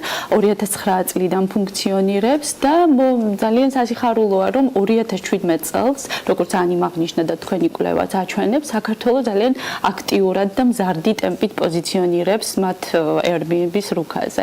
რამ განაპირობა ესეთი ზრდა და როგორია თქვენი ძირითადი მიგნებები ამასთან მიმართებით? მოგესალმებით, მადლობა მოწვევისთვის.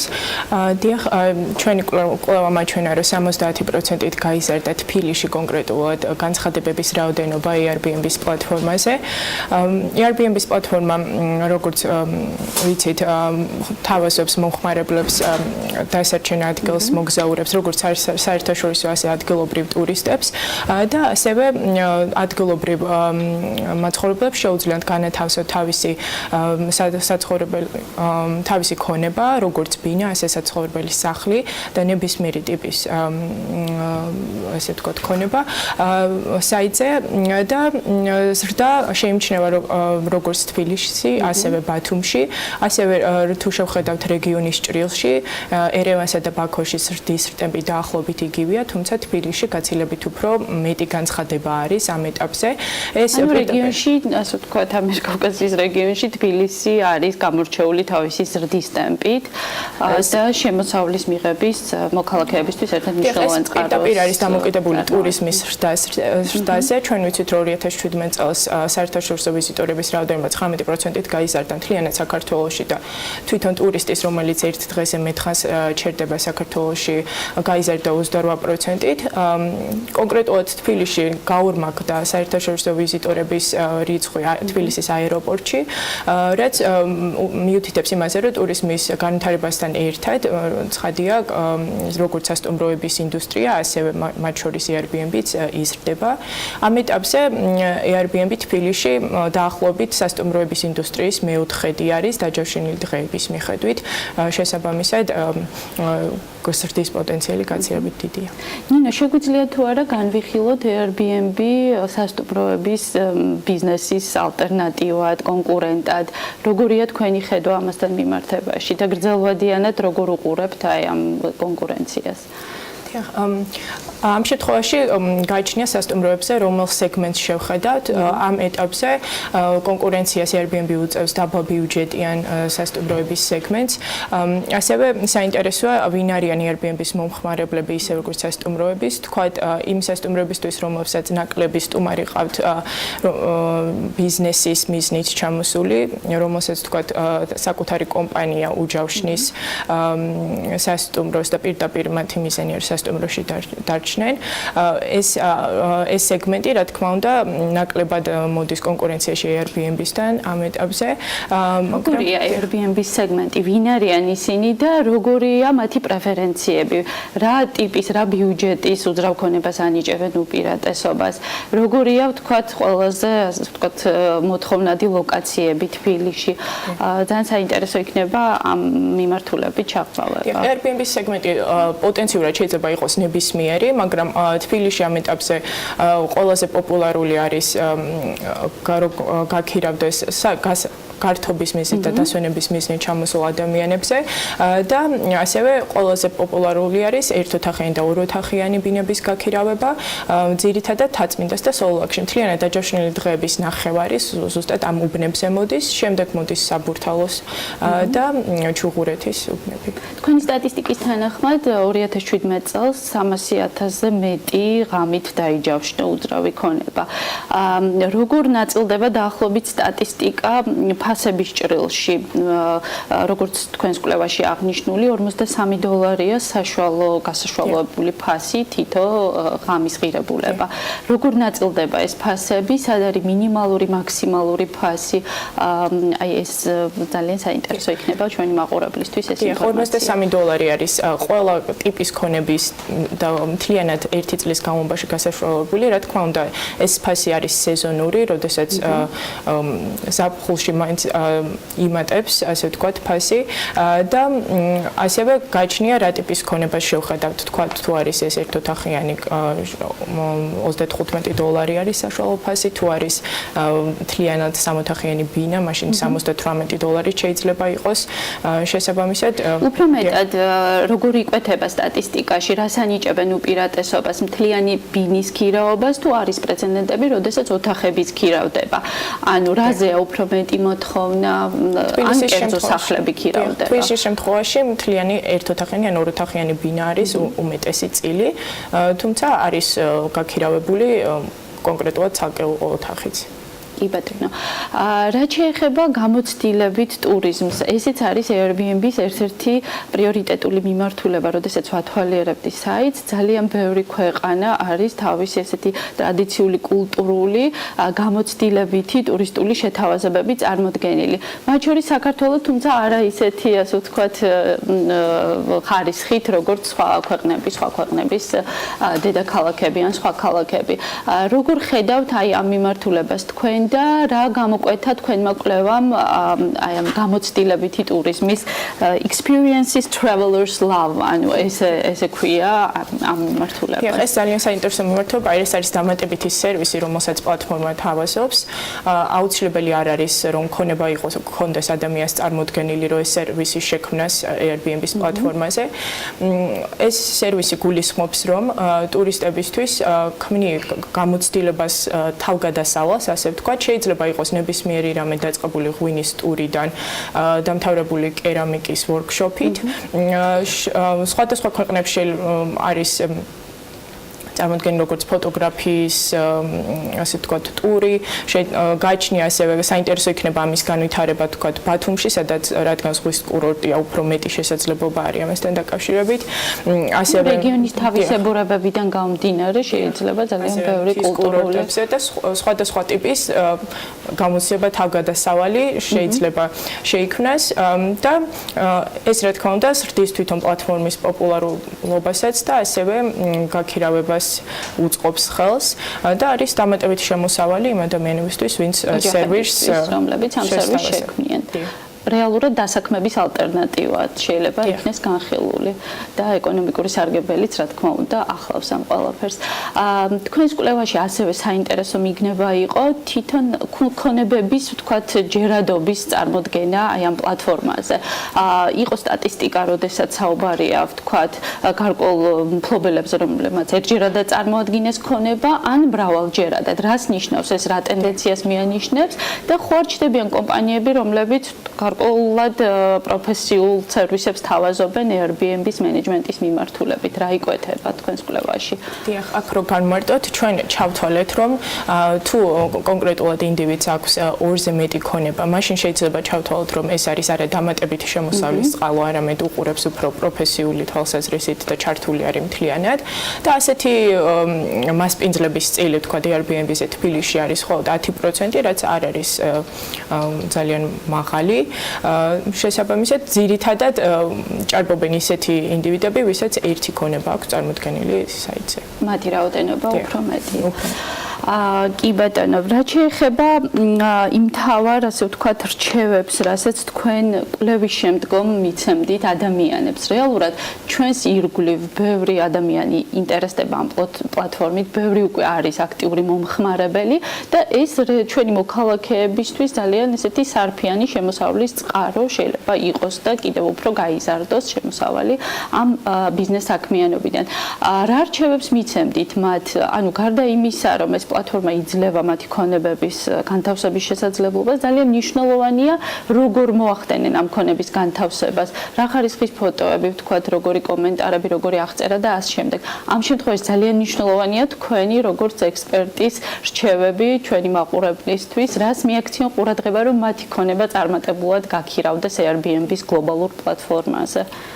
ცხადი ეს პლატფორმა ყველაზე მეტად მნიშვნელოვანია, რომ საკუთარმა მომხმარებლებმა მოგცენ კარგი რეიტინგი, როდესაც გაქვს განთავსებული ქონება და დაგიწერონ შეფასებები. შესაბამისად მნიშვნელოვანია, რომ მათ კმაყოფილებაზე მაქსიმალურად იზრუნოს მასპინძელმა და კომუნიკაციას უნდა მიაქციოს ყურადღება. ასევე უნდა ეცადოს, რომ შექმნას ორიგინალური, რითიც Airbnb კონკურენციას უწევს, თქვათ, დაბალ ბიუჯეტიან სასტუმროებს, ეს არის, რომ მისი წარმოდგენილი ქონების კონცეფცია შესაძლებელი იყოს უფრო მეტად ორიგინალური, უფრო ვიწრო სეგმენტზე გათვლილი, იმ დაკვირვებების მიხედვით, თქვათ, როგორი ტურისტებიც მიიღო, რა აინტერესებდათ მათ, რას აქცევდნენ ყურადღებას ამ ყოველფრის გათვალისწინებით, მუდმივად შესაძლებელია გაუმჯობესება, რასაც თავიანთი სერვისი. კი ბატონო, ძალიან დიდი მადლობა ნინო სტუმრობისთვის და საინტერესო მიგნებების, ასე ვთქვათ, წარდგენისთვის.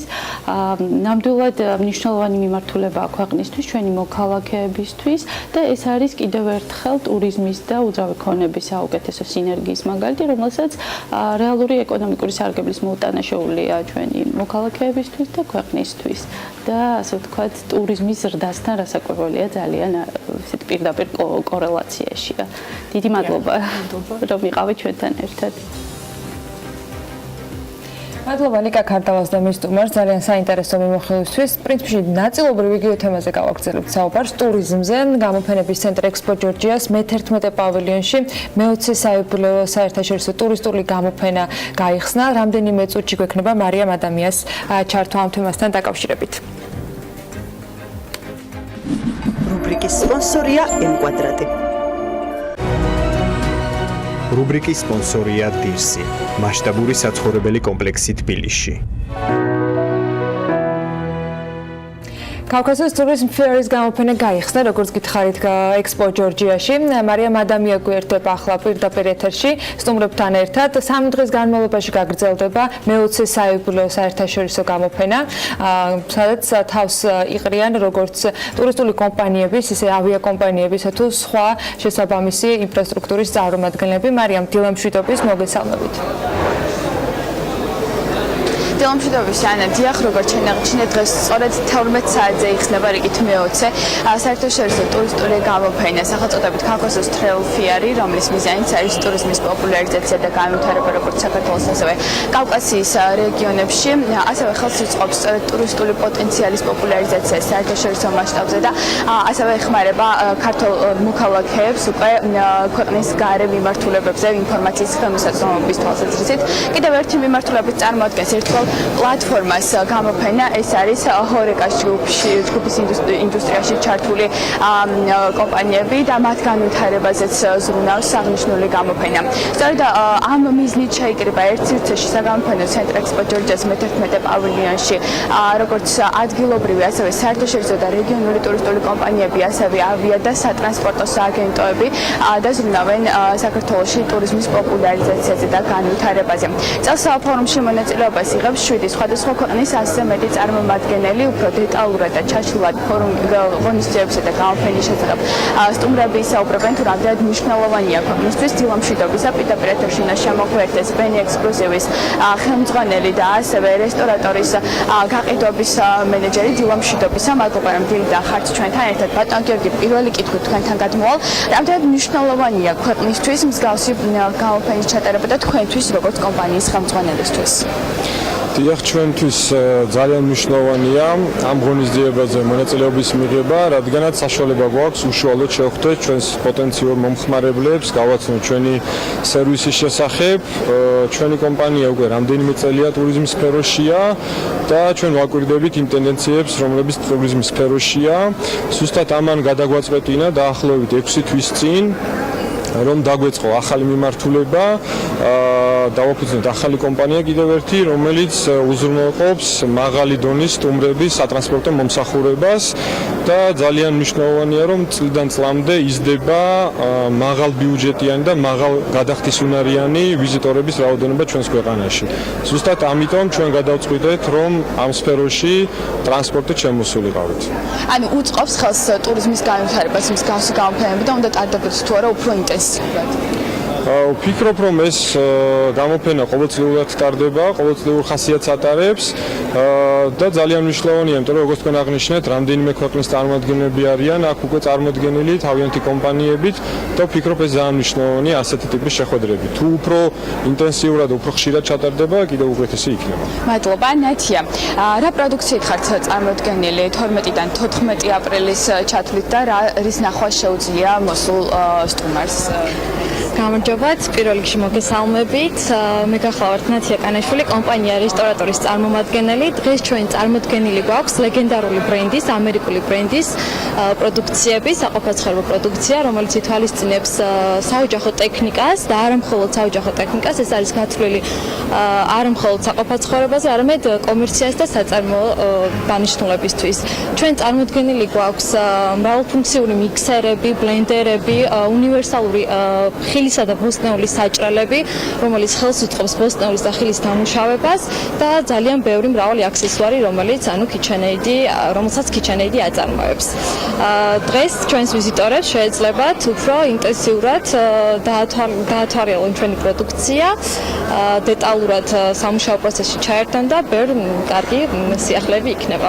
მადლობა საინტერესო ინფორმაციისთვის. მე მაყურებელს შევახსენებ, რომ გამოფენა სწორედ დღეს 12 საათზე გაიხსნება და 14 აპრილის ჩათვლით გაგრძელდება, თუმცა გარდა გამოფენისა პარალელურად ჩანიშნული არის სემინარები და 6 სხვადასხვა თემატიკაზე ჩატარდება რამდენიმე დღის განმავლობაში სემინარი, ასევე გათამაშებები არის ჩანიშნული და თქვენ აქ მოსულ სტუმარს შეუძლია დაგეგმოს უკვე ზაფხულის შეგულება და ექსკლუზიურ ფასად შეიძინოს ტურისტული პაკეტები, ასე რომ ვეპატიჟებით ყველას დაინტერესებულ პირებს საგამოფენო ცენტრ ექსპო ჯორჯიას მე-11 პავილიონში.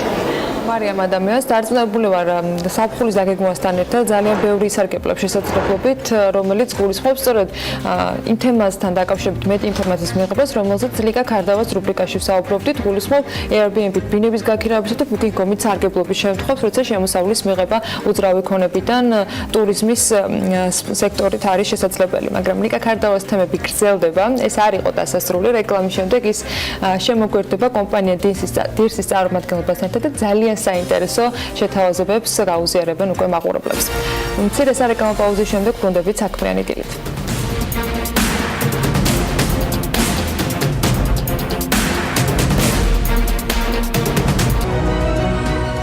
რუბრიკის სპონსორია დირსი, მასშტაბური საცხოვრებელი კომპლექსი თბილისში. რუბრიკის სპონსორია M-კვადრატი. კიდევ ერთხელ მივესალმები მაყურებელს, წარმოგიდგენ საინტერესო სტუმარს, კომპანია დირსის გენერალურ დირექტორს, ბესიკ ჯიქურაულს. ბესო, ძალიან დიდი მადლობა, რომ ხარ ჩვენთან ერთად. Colliers International-ის უახლესი კვლევის შედეგების თანახმად, რომელიც საცხოვრებელი უძრავი ქონების კვლევას ეხებოდა, კომპანია დირსი უმსხვილესი დეველოპერული კომპანიების ხუთეულში პირველ ადგილს იკავებს სამშენებლო ფართების მიხედვით. როგორ ვითარდება უმსხვილესი დეველოპერული პროექტი დღეს, რა ეტაპზე ხართ და ასე ვთქვათ, რა იგეგმება? მოგესალმებით, დიდი მადლობა გადაცემაში მოწვევისთვის. ჩვენ პროექტში დღეს უკვე დასრულებულია დაახლოებით 200,000 კვადრატული საცხოვრებელი ფართი. აქედან ძირითადად არის 11 კორპუსი, 3 კორპუსს წელს ჩავაბარებთ ექსპლუატაციაში, დანარჩენი არის სრულად დამთავრებული. ინფრასტრუქტურა არის ბოლომდე გამართული ამ ტერიტორიაზე, აწყობილია პარკინგის ტერიტორიები, საბავშვო ზონები, ფეხბურთის მოედნები, მისასვლელი გზები ყველაფერი არის გამართული. ამის შემდგომ გვაქვს კიდევ ცალსახად ასეთივე პროექტი დაახლოებით 200,000 კვადრატული ფართის მშენებლობის, ასევე ძალიან მასშტაბური. როდის იწყება ეს მეორე ფაზა? რაც ნაწილი დაწყებული გვაქვს, სავარაუდოდ ამ მშენებლობის განახლებას 2019 წლის ბოლოს ვფიქრობთ. ამის გარდა არის კიდევ მესამე ეტაპი, რომელიც ინოვაციური პროექტი იქნება და ვფიქრობ, რომ თბილისში ჯერ არავის არ იქნება მსგავსი დაშენებული. გეგმებით საკმაოდ მასშტაბურია. გარდა იმისა, რომ ბულვარზე, ანუ მტკვრის სანაპიროზე მარტო ჩვენ გვაქვს განაშენიანების ფართობი. დაახლოებით ჯამში იცით 46 ჰექტარი გვაქვს ასათვისებელი და ყველაზე კარგი რაც არის ჩვენ პროექტში ის არის სივრცის განვითარებას ძალიან დიდ ყურადღებას ვაქცევთ დაგეგმარების კუთხით ანუ ძალიან მნიშვნელოვანია ჩვენი პროექტი იმიტომ რომ მომავალში შეუძლებელია ჩვენი კორპუსების შიგნით კიდევ ან მიმდებარე ტერიტორიაზე რამე სხვა კორპუსის აშენება. ანუ ამ შემთხვევაში საუბარია იგივე მანძილებზე კორპუსებს შორის იმ ინფრასტრუქტურაზე რაც უნდა ახლდეს იდეალურ სიტუაციაში საცხოვრებელ კომპლექს, გასართობ სპორტულ კომპლექსებს. ეს ყველაფერი დამოყრილია. ეს ყველაფერი არის წინასწარ დაგეგმილი, დაცული, ყველა პარამეტრი და ფაქტიურად ყველაფერი დამოყრილია ერთ ტერიტორიაზე. ძალიან კარგი. ასევე ერთ-ერთი ესეთი მნიშვნელოვანი ინფორმაცია, რაც დაანონსეთ თქვენ საგაზაფხულოდ, ეს არის სპეციალური შეთავაზება, რომელიც ძალიან ბევრ ესეთ სიურპრიზს მოიცავს. რაში მდგომარეობს ეს შეთავაზება, ვიზია გათვლილი და როგორია გამოხმაურება, იგივე ადგილობრივი მოქალაქეების მხრიდან, ან დიასპორის წარმომადგენლების მხრიდან, რომლებიც უცხოეთში ცხოვრობენ და სურთ რომ დაუბრუნდნენ ფესვებს. ასე იგი მას შემდეგ რაც თქვენ გადაცემაში მოხდი, უფრო და უფრო საინტერესო გახდა ჩვენი პროექტი. აპრილის თვეში ჩვენ გვაქვს აქცია, აპრილის თვის განმავლობაში და აქციენტი გვაქვს გაკეთებული გარემონტებულ ბინებზე. ფასი გვაქვს კონკრეტულად 1729 ლარი გარემონტებულ ბინაზე, სადაც სველი წერტილი სრულად არის დამთავრებული. ასევე საჩუქრად გვაქვს სამზარეულო თავის ტექნიკით დაავეჯით და ფაქტიურად უკვე რჩება მხოლოდ საძინებლები. და ეს ყველაფერი უკვე მზა კონდიციაში შეუძლიათ რომ მათ შეიძინონ და ხოლოდ შევიდნენ და დაიწყონ შესაძლებელია უკვე მოხვიდეთ და იცხოვროთ დისში ამ პროექტის მიხედვით. კარგი. ბესო, იპოთეკური დაკრედიტება არის ერთ-ერთი მთავარი მამოძრავებელი უძრავი ქონების ბაზრის ტრანზაქციების და ზოგადად განვითარების.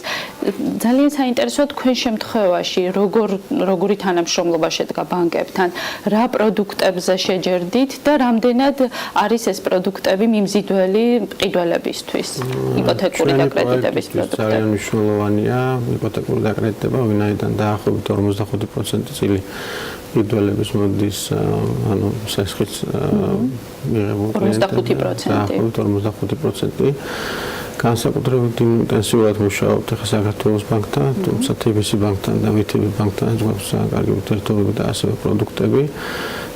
განვითარების კუთხით ვფიქრობთ, რომ კიდევ არის შესაძლებლობა ახალი პროდუქტები შევთავაზოთ კლიენტებს. ძალიან მნიშვნელოვანია. შიდა განმარტებაც გვაქვს. ამ იპოთეკურ სასხებებზე დავასრულებ შიდა განმარტებაზეც გეტყვით. სესხებლის ისტორიიდან გამომდინარე, ცულმალე შესაძლებელი იქნება თანამონაწილეობის გარეშე სესხების აღება, ანუ ძირითადად მანამდე იყო 10-დან 20%-მდე წინასწრებით თანამონაწილეობა, შესაძლებელი გახდება ასევე არ იყოს ეს თანამონაწილეობა. ასევე იქიდან გამომდინარე ჩვენ შევისწავლეთ ძირითადი მომხმარებელი ვინც არის, ძირითადი მასის შემოსავლიანობის მიხედვით, ვფიქრობთ, რომ 10 წლის იპოთეკური პერიოდი, ანუ იპოთეკური პერიოდი არ არის საკმარისი, შესაბამისად ბანკებთან ამაზე ვჯელობთ, რომ და ცოტა მეტი წლამდე პერიოდი ვფიქრობთ, რომ იქნება შესაძლებელი. რაც შეეხება შიდა განმარტების პროდუქტიც გვაქვს, თუმცა იქიდან გამომდინარე, რომ ბანკებს ჩვენ კონკურენციას ვერ გაუწევთ, ეს უფრო არის იმ ხალხზე, ვისაც უკვე აქვს რაღაც სახსრები და აქვს შესაძლებლობა ვთქვათ 2 წლის ან 3 წლის განმავლობაში მოაგროვოს ეს თანხა. ამ ხალხისთვის ეს კარგი პირობაა, თუმცა ვფიქრობ, რომ მაინც უფრო ადამიანის მოსახლეობა უყურებს იპოთეკური სესხების კუთხით ბინების შეძენას. ბუნებრივია და გრძელვადიანი ნახევარდიანი პერიოდი გაცილებით უფრო კომფორტულია, ყოველთვიური გადახდის მცირეოდენობით და შედარებით მცირეოდენობიდან გამომდინარე. რეალურად ესეც ჯობია, თუ ვინმეს დამატებითი სახსრები გაუჩნდება, წინსწრებით დაფარვაც შესაძლებელი იქნება იპოთეკური სასხების. ჩვენ გვაქვს ძალიან გამარტივებული პირობები სამივე ბანკთან, როდესაც შეიძლება რომ სასხებელმა დაადასტუროს თავის შემოსავლები, ფაქტიურად რამდენიმე დღეში ხდება სასხების გაცემა. ცოტა რთული არის, როცა ვერ ასაკუთრებენ შემოსავლებს, თუმცა ამ ნაწილშიც გვაქვს რაღაც პროდუქტები, რომელთაც ვეხმარებით ჩვენი პროექტის რაღაც იდეოლოგს. ძალიან კარგი.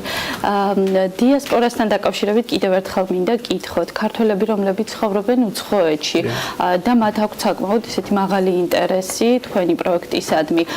რამდენად ხელმისაწვდომია იგივე ეს აქციის პირობები, რაც თქვენ გამოაცხადეთ მათთვის და კიდევ რაიმე ისეთი დამატებითი ხელშემწყობი პირობები ხომ არ არის, რაც დააბრუნებს მათ საკუთარ ქვეყანაში. ისაუბრეთ, ვფიქრობ, რომ უცხოეთში მაცხოვრებელი ქართველები ასე უცხოელებისთვის ძალიან მნიშვნელოვანი პროდუქტი აქციაა აპრილში.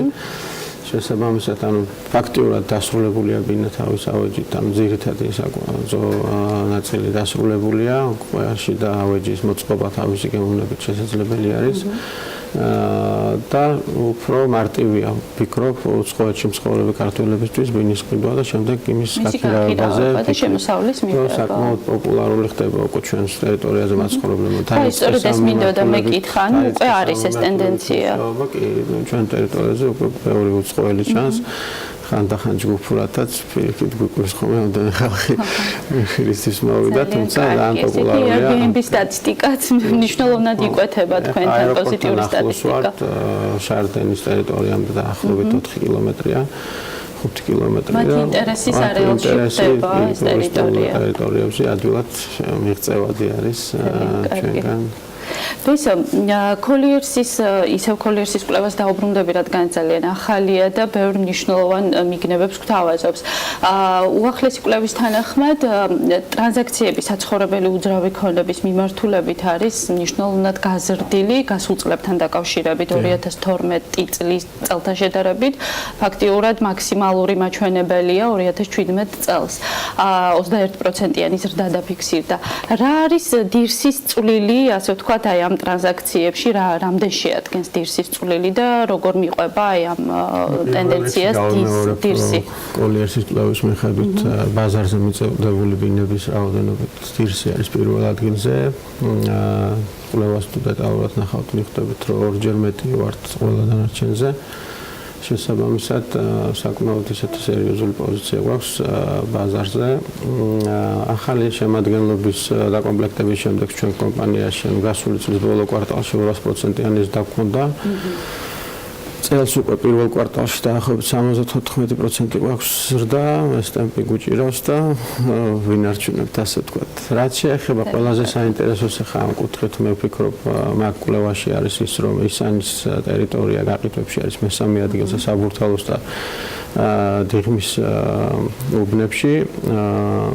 ეს არის მნიშვნელოვანი ფაქტორი, იქიდან გამომდინარე, რომ სულ უფრო და უფრო პოპულარული ხდება ეს ტერიტორია განაშენიანების კუთხით, საცხოვრებელი ადგილის კუთხით და ასე შემდეგ. ეს ძალიან მნიშვნელოვანია, ვფიქრობ, რომ ჩვენ დედაქალაქის განვითარებისთვისაც, ანუ სტრატეგია, რასაც იგივე გენერალური გეგმა, ასე ვთქვათ, გვეუბნება და გვაძლევს ხედვას, რომ არ უნდა მოხდეს მხოლოდ ცენტრში, ქალაქის ცენტრალურ უბნებში კონცენტრაცია მშენებლობების და უნდა გადანაწილდეს, ანუ შეიქმნას პოლიცენტრები, ალბათ ამასთან მიმართებაში ძალიან სწორი, ასე ვთქვათ, განვითარებაა დირსის პროექტის. კი, ახლა დირსშიც, მათ შორის ისანშიც ძალიან ბევრი ადგილი არის ასათვისებელი, რაც საშუალებას მიცემს როგორც მერიას, ისე დეველოპერებს ჩვენ და მოსახლეობასაც, რომ უფრო სწორად შეიქმნას ინფრასტრუქტურა, რაც ურბანული განვითარებისთვის ძალიან მნიშვნელოვანია და ამას ყოველთვის ვიძახი და კიდევ ვიტყვი, რომ ძალიან მალე ისანი გახდება პრესტიჟული ადგილი საცხოვრებლად. ვინაიდან უკვე აღარ იქნება ის შესაძლებლობა, რომ სივრცითი ნაკლოვანებები შეეტყოს რომელიმე ტერიტორიას და დღეს თუ ვინმე ცენტრალურ უბანში, ეგრეთ წოდებულ პრესტიჟულ უბანში ბინას ყიდულობს, ხვალ არ იცის იმის კორპუსის წინ მის ხედს შეიძლება მეზობელი ჩაენაცვლოს და ამიტომ ძალიან მნიშვნელოვანია ისნის ტერიტორია, იქ მეორე არის კიდევ ასათვისებელი, ჩვენ საკმაოდ დიდი ტერიტორია გვაქვს და ვფიქრობ, რომ ჯერ იმ ტერიტორიიდან უახლოესი 7-10 წლის განმავლობაში არ გავალთ. ბევრი გვაქვს იქ დასამთავრებელი, თუმცა ის გარანტია არის, რომ რისკი არ არსებობს მშენებლობის დასრულების, ვინაიდან ჩვენ გვაქვს უკვე პროექტები დასრულებული, ახალ მშენებლობას რაც შეეხება ევროპული სტანდარტებით, სივრცითი განაშენების კუთხით, ჩვენ ძალიან დიდ ყურადღებას ვაქცევთ და შესაბამისად ვფიქრობ, რომ ძალიან მალე ისანი ალბათ 2-3 წელიწადში უკვე თავის ადგილს დაატყობს ახალ კვლევებში. ძალიან კარგი ბესო და ბოლოს თქვენ როგორც გამოცდილი პროფესიონალი და ესეთი მასშტაბური პროექტის ასე ვთქვათ წარმომადგენელი, რა რჩევას მიცემდით ჩვენს მაყურებელს, საქართველოში მცხოვრებ მაყურებელს, იგივე უცხოეთში მცხოვრებ ქართველებს, რომლებიც ასე ვთქვათ ემზადებიან, რომ სწორად შეარჩიონ პროექტი, უძრავი ქონების პროექტი და სწორი ინვესტიცია გააკეთონ. რას მიაქციონ ყურადღება, რა კრიტერიუმებით იხელმძღვანელონ გადაწყვეტილების მიღების პროცესში? მე ვიტყოდი, რომ ბევრ მშენებლობას ანუ საძებარი აქვს რაღაც პრიორიტეტები და განსაკუთრებული რაღაც მარკეტინგული დივიზია, რაღაც მსგავსი. ჩვენ ახლა რო ჩამოვთვალოთ 10 რაღაც პრიორიტეტი, თქვათ რა შეიძლება იყოს სამიზნე, თქვათ ან საკვანძო სიტყვა კიდველისთვის 10-ვეში ალბათ დავაკმაყოფილებთ ყველა შედეგს, ვინაიდან ყველაფერი ის პრიორიტეტი რაც შეიძლება რომ არსებობდეს დირსის კომპლექსში უკვე არის. ბევრჯერ გავიმეორე უკვე სივრცე, ინფრასტრუქტურა, ეს ყველა ტერიტორია მოწყობილი პარკინგი და ახლობით 800-მდე პარკინგის ტერიტორია გვაქვს.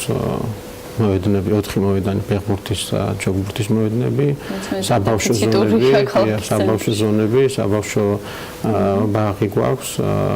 ძალიან მნიშვნელოვანია მაგალითად დრო ადამიანებისთვის, ახლა ჩვენი ტერიტორიის გარშემო ცხოვრობს უბრალოდ დასაქმებულია მთელი სახელმწიფო სამსახურები და ახლობით 10-15 წუთის სავალის მანძილზე. ახლა გლდანიდან, მუხიანიდან, ან თუნდაც დიღმიდან და საბურთალოდან სიარულს მე ვფიქრობ, რომ დღესთვის ყველაზე ძვირადღირებული დრო არის, ამის წარმოება ხელახლა არ ხდება.